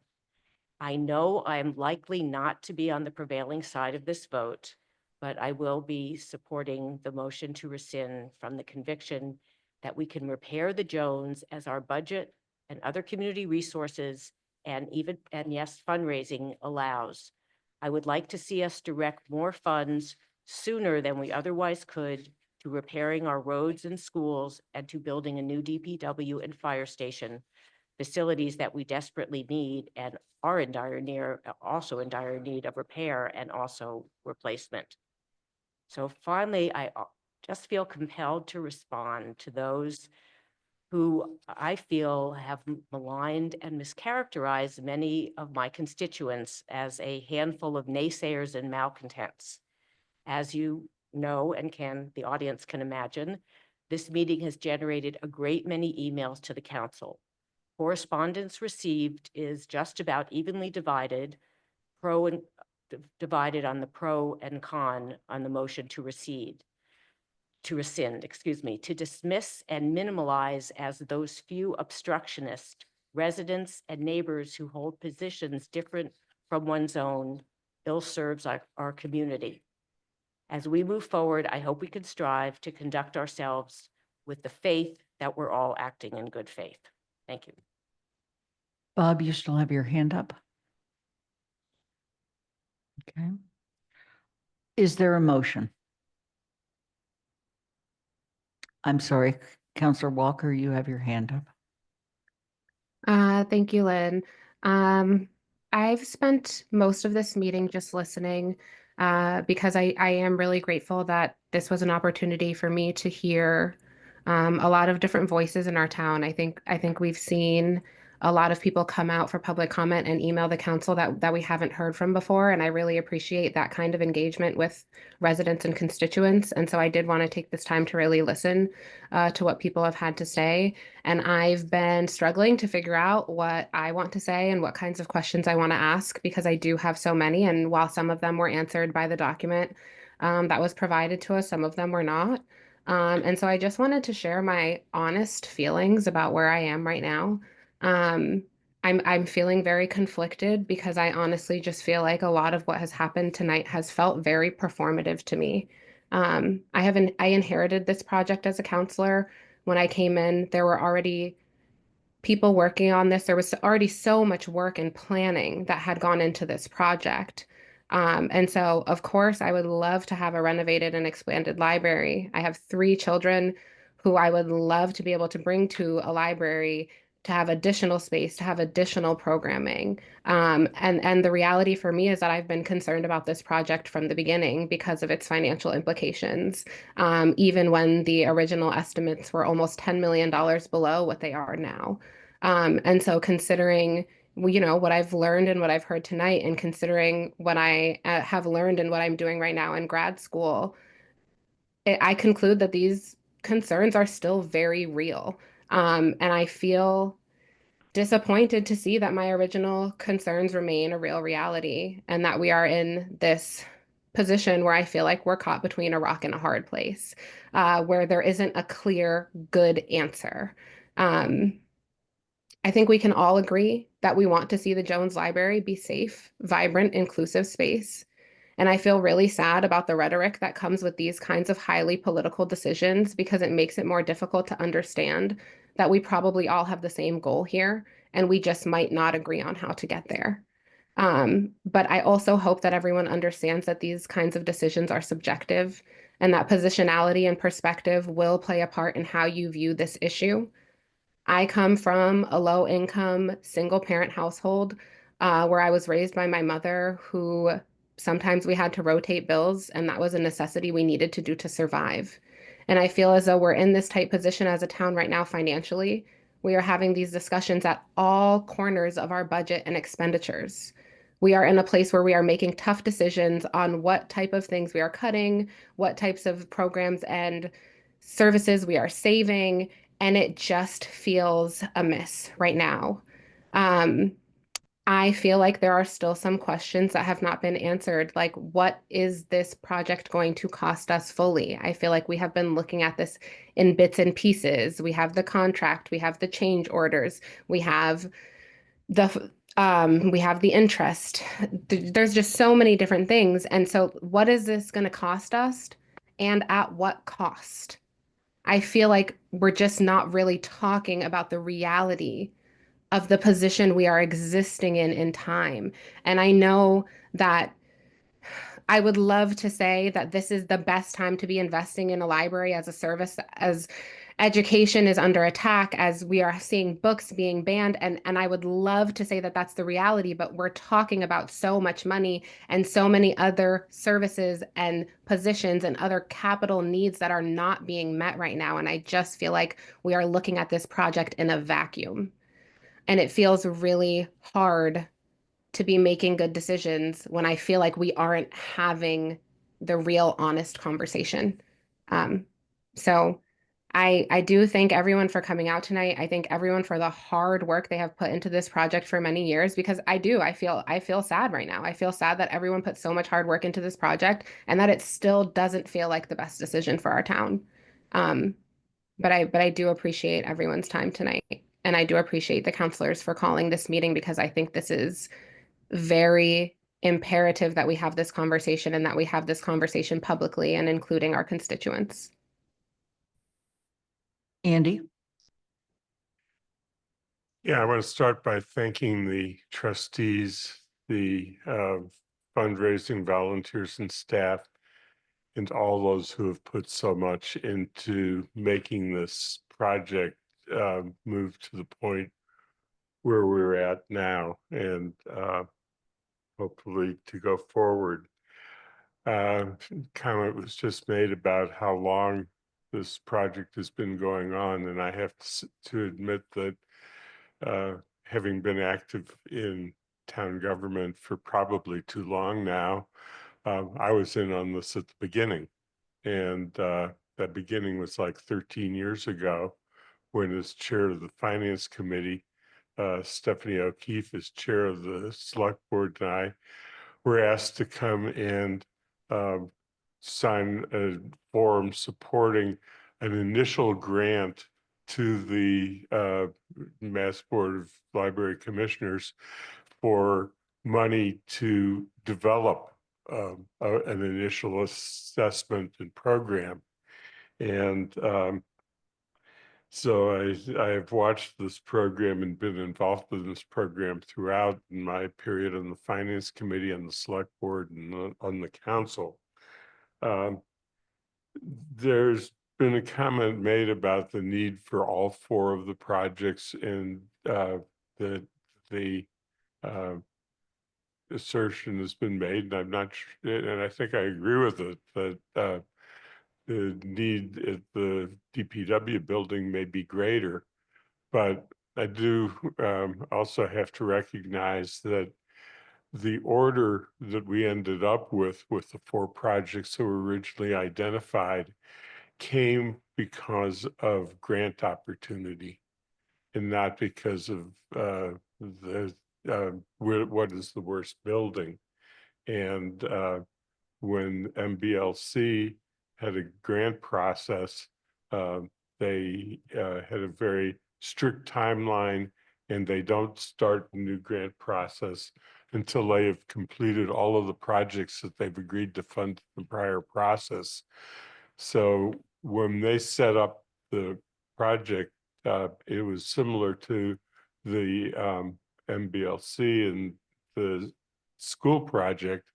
We just had to accept that the grantor that was going to provide money that would make this possible dictated that we go forward.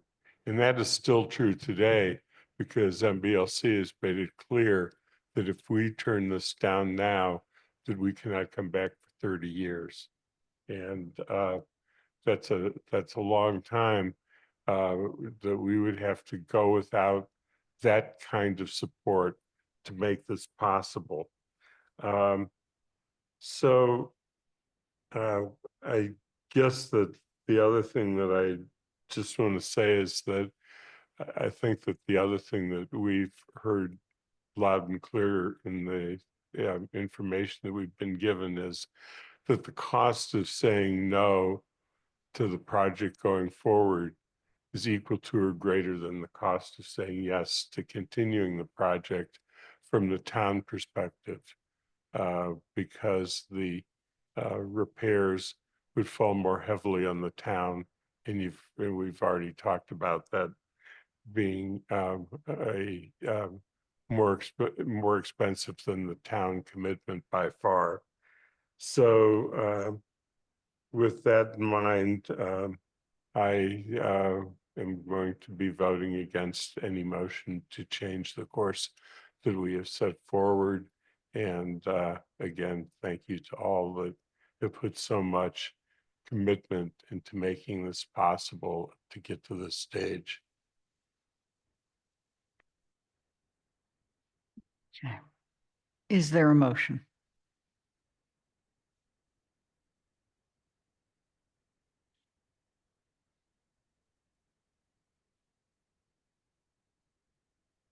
I will make, The motion, there's a motion on the motion sheet.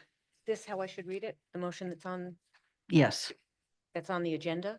Mm-hmm. Oh, okay. It's looking, That's no, the one No. that's on the motion sheet. It's in the packet. it's in the, Thank you. I have to say, when I went to the webpage for the council, it wasn't clear that there was a packet. Some We'll other check councils, that out. It was in our packet Yes. on, anyway, but some go other ahead, councilors have please. said the same thing. So I move to rescind appropriation and borrowing order FY 21-06C and order that approved and authorized bond authorization for $36,279,000 and to rescind the 2023 supplemental appropriation for the expansion and renovation of the Jones Library, said sum to supplement the amount appropriated under the Town Council's April 5th, 2021 order approving and authorizing borrowing of funds for the expansion and renovation of the Jones Library, $9,860,100. Is there a second? Second, Rooney. Okay. Do you feel at this point you have any further thing you would like to say to speak to the motion? Okay. Then the floor is open for discussion among councilors. Councilor Haneke.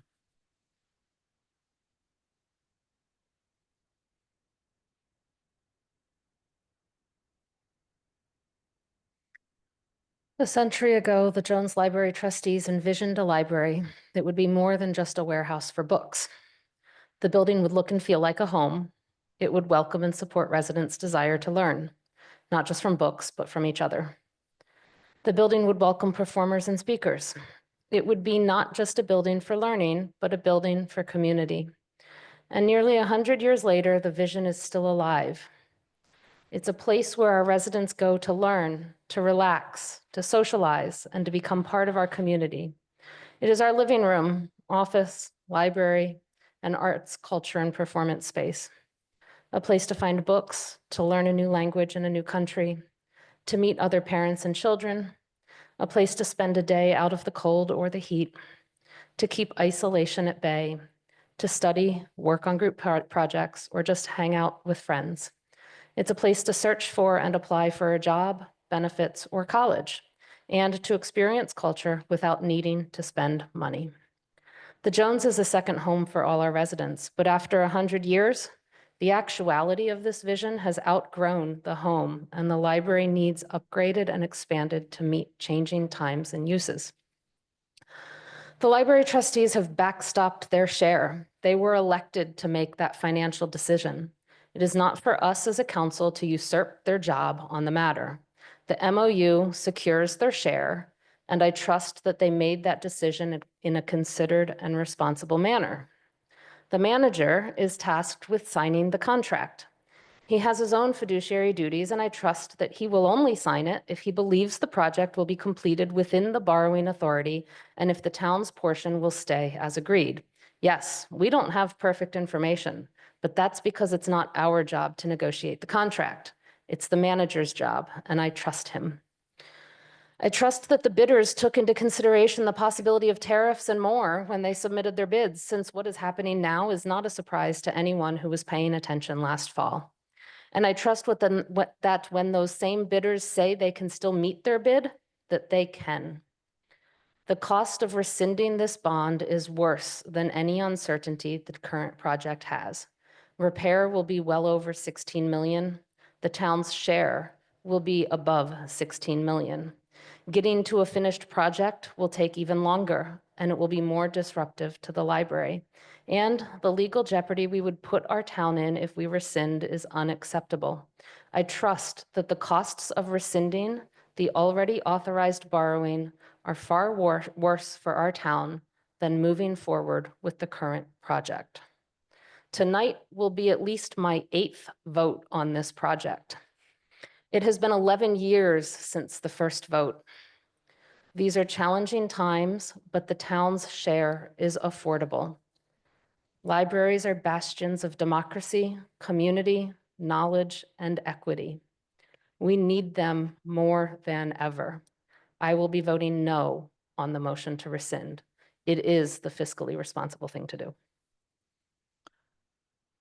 Are there any other comments?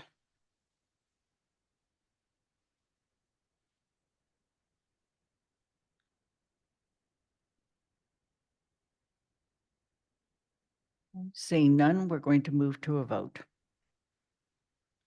If you vote in favor, you are voting to rescind, which in effect kills the project. Okay. Pat DeAngelis. Nay. Anna Devlin Gauthier. Nay. Counselor Ette. No. Lynn Griesmer's nay. Counselor Haneke. No. Bob Hegner. No. Counselor Lord. She's been absent all Absent. night. I'm sorry, thank you. And I didn't know whether she'd make it by now. Pam Rooney. Yes. Counselor Ryan. Nay. Kathy Shane. No. Andy Steinberg. No. Jennifer Taub. Yes. Counselor Walker. Yes. The motion fails. There are 3 people in favor of the motion. There are 9 people. No, I'm sorry. There's 3 people in favor of the motion. There's 9 people against the motion and 1 absent. Before we adjourn, I want to say that as much as maybe some people didn't want to come out tonight, a lot of people did. And as much as when we first got this request for the meeting, it's the first time I've ever had a counselor or a group of counselors feel they needed to request one. I'm not sorry they did. It's given us an opportunity to provide for the public the very, very insight into this project that I think they needed. And I want to thank the town manager and his staff for all the work that you put into this. I want to thank our 3 legislators, both Mindy Dom and Joe Comerford, for the extra effort they've made to bring more money into this project. And I want to thank the congressman, the governor, and his staff, who just this last week were tracking down grants in a very difficult environment. But most of all, I want to thank the trustees and your fundraisers. I think you'll do it. I know you will. Is there a motion to adjourn? So moved. Thank you. We take a roll call on Devin Gauthier. Aye. Counselor Ette. Aye. Lynn Griesmer's an aye. Counselor Haneke. Aye. Bob Hegner. Aye. Counselor Lord. Absent. Thank you. We're getting good Pam Rooney. Here. I mean. All right. She is here. I can. Counselor Ryan. Yes. Kathy Shane. Yes. Andy Steinberg. Yes. Jennifer Taub. Yes. Counselor Walker. Yes. Pat DeAngelis. Aye. Okay, before I adjourn us, Austin, would you please adjourn the trustees? No. I want to say something. Okay. What I want to say is, I want to say that democracy is messy. It's hard. It's hard to walk across a room when you walk into it with people who have opposed you and will oppose you and shake their hand. More of that ought to be done. I regret that it is not done. But each one of us needs to set an example.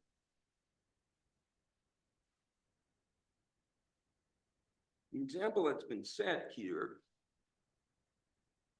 I think, is a good one. Even though many of us annoy each other, and we show it. That's too bad, but we're human. Democracy is messy and it's hard. It takes patience. It takes finding the good in someone else, even when they annoy you, because they make you go through the same thing time and time again. When I was in this room 12 years ago or 13 years ago and was asked, why did I want to be on the Jones Library Board of Trustees? I said, because I love the town and I love the library. I corrected you, not because I don't respect you. We are not advocates for a project. We never have been.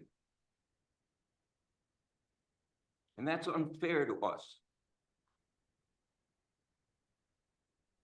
We're advocates for the town.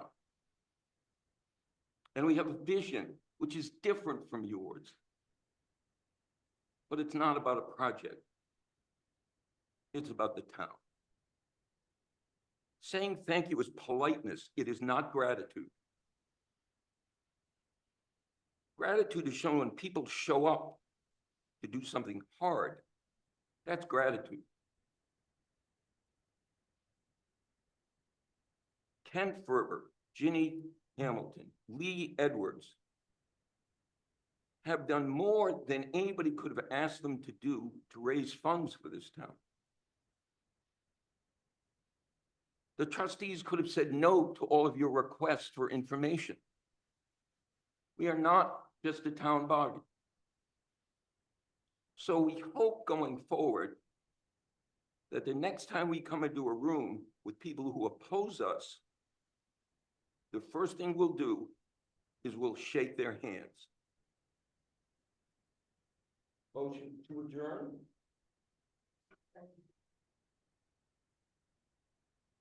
Ms. Edwards? Ms. Ely? Yes. What's your name?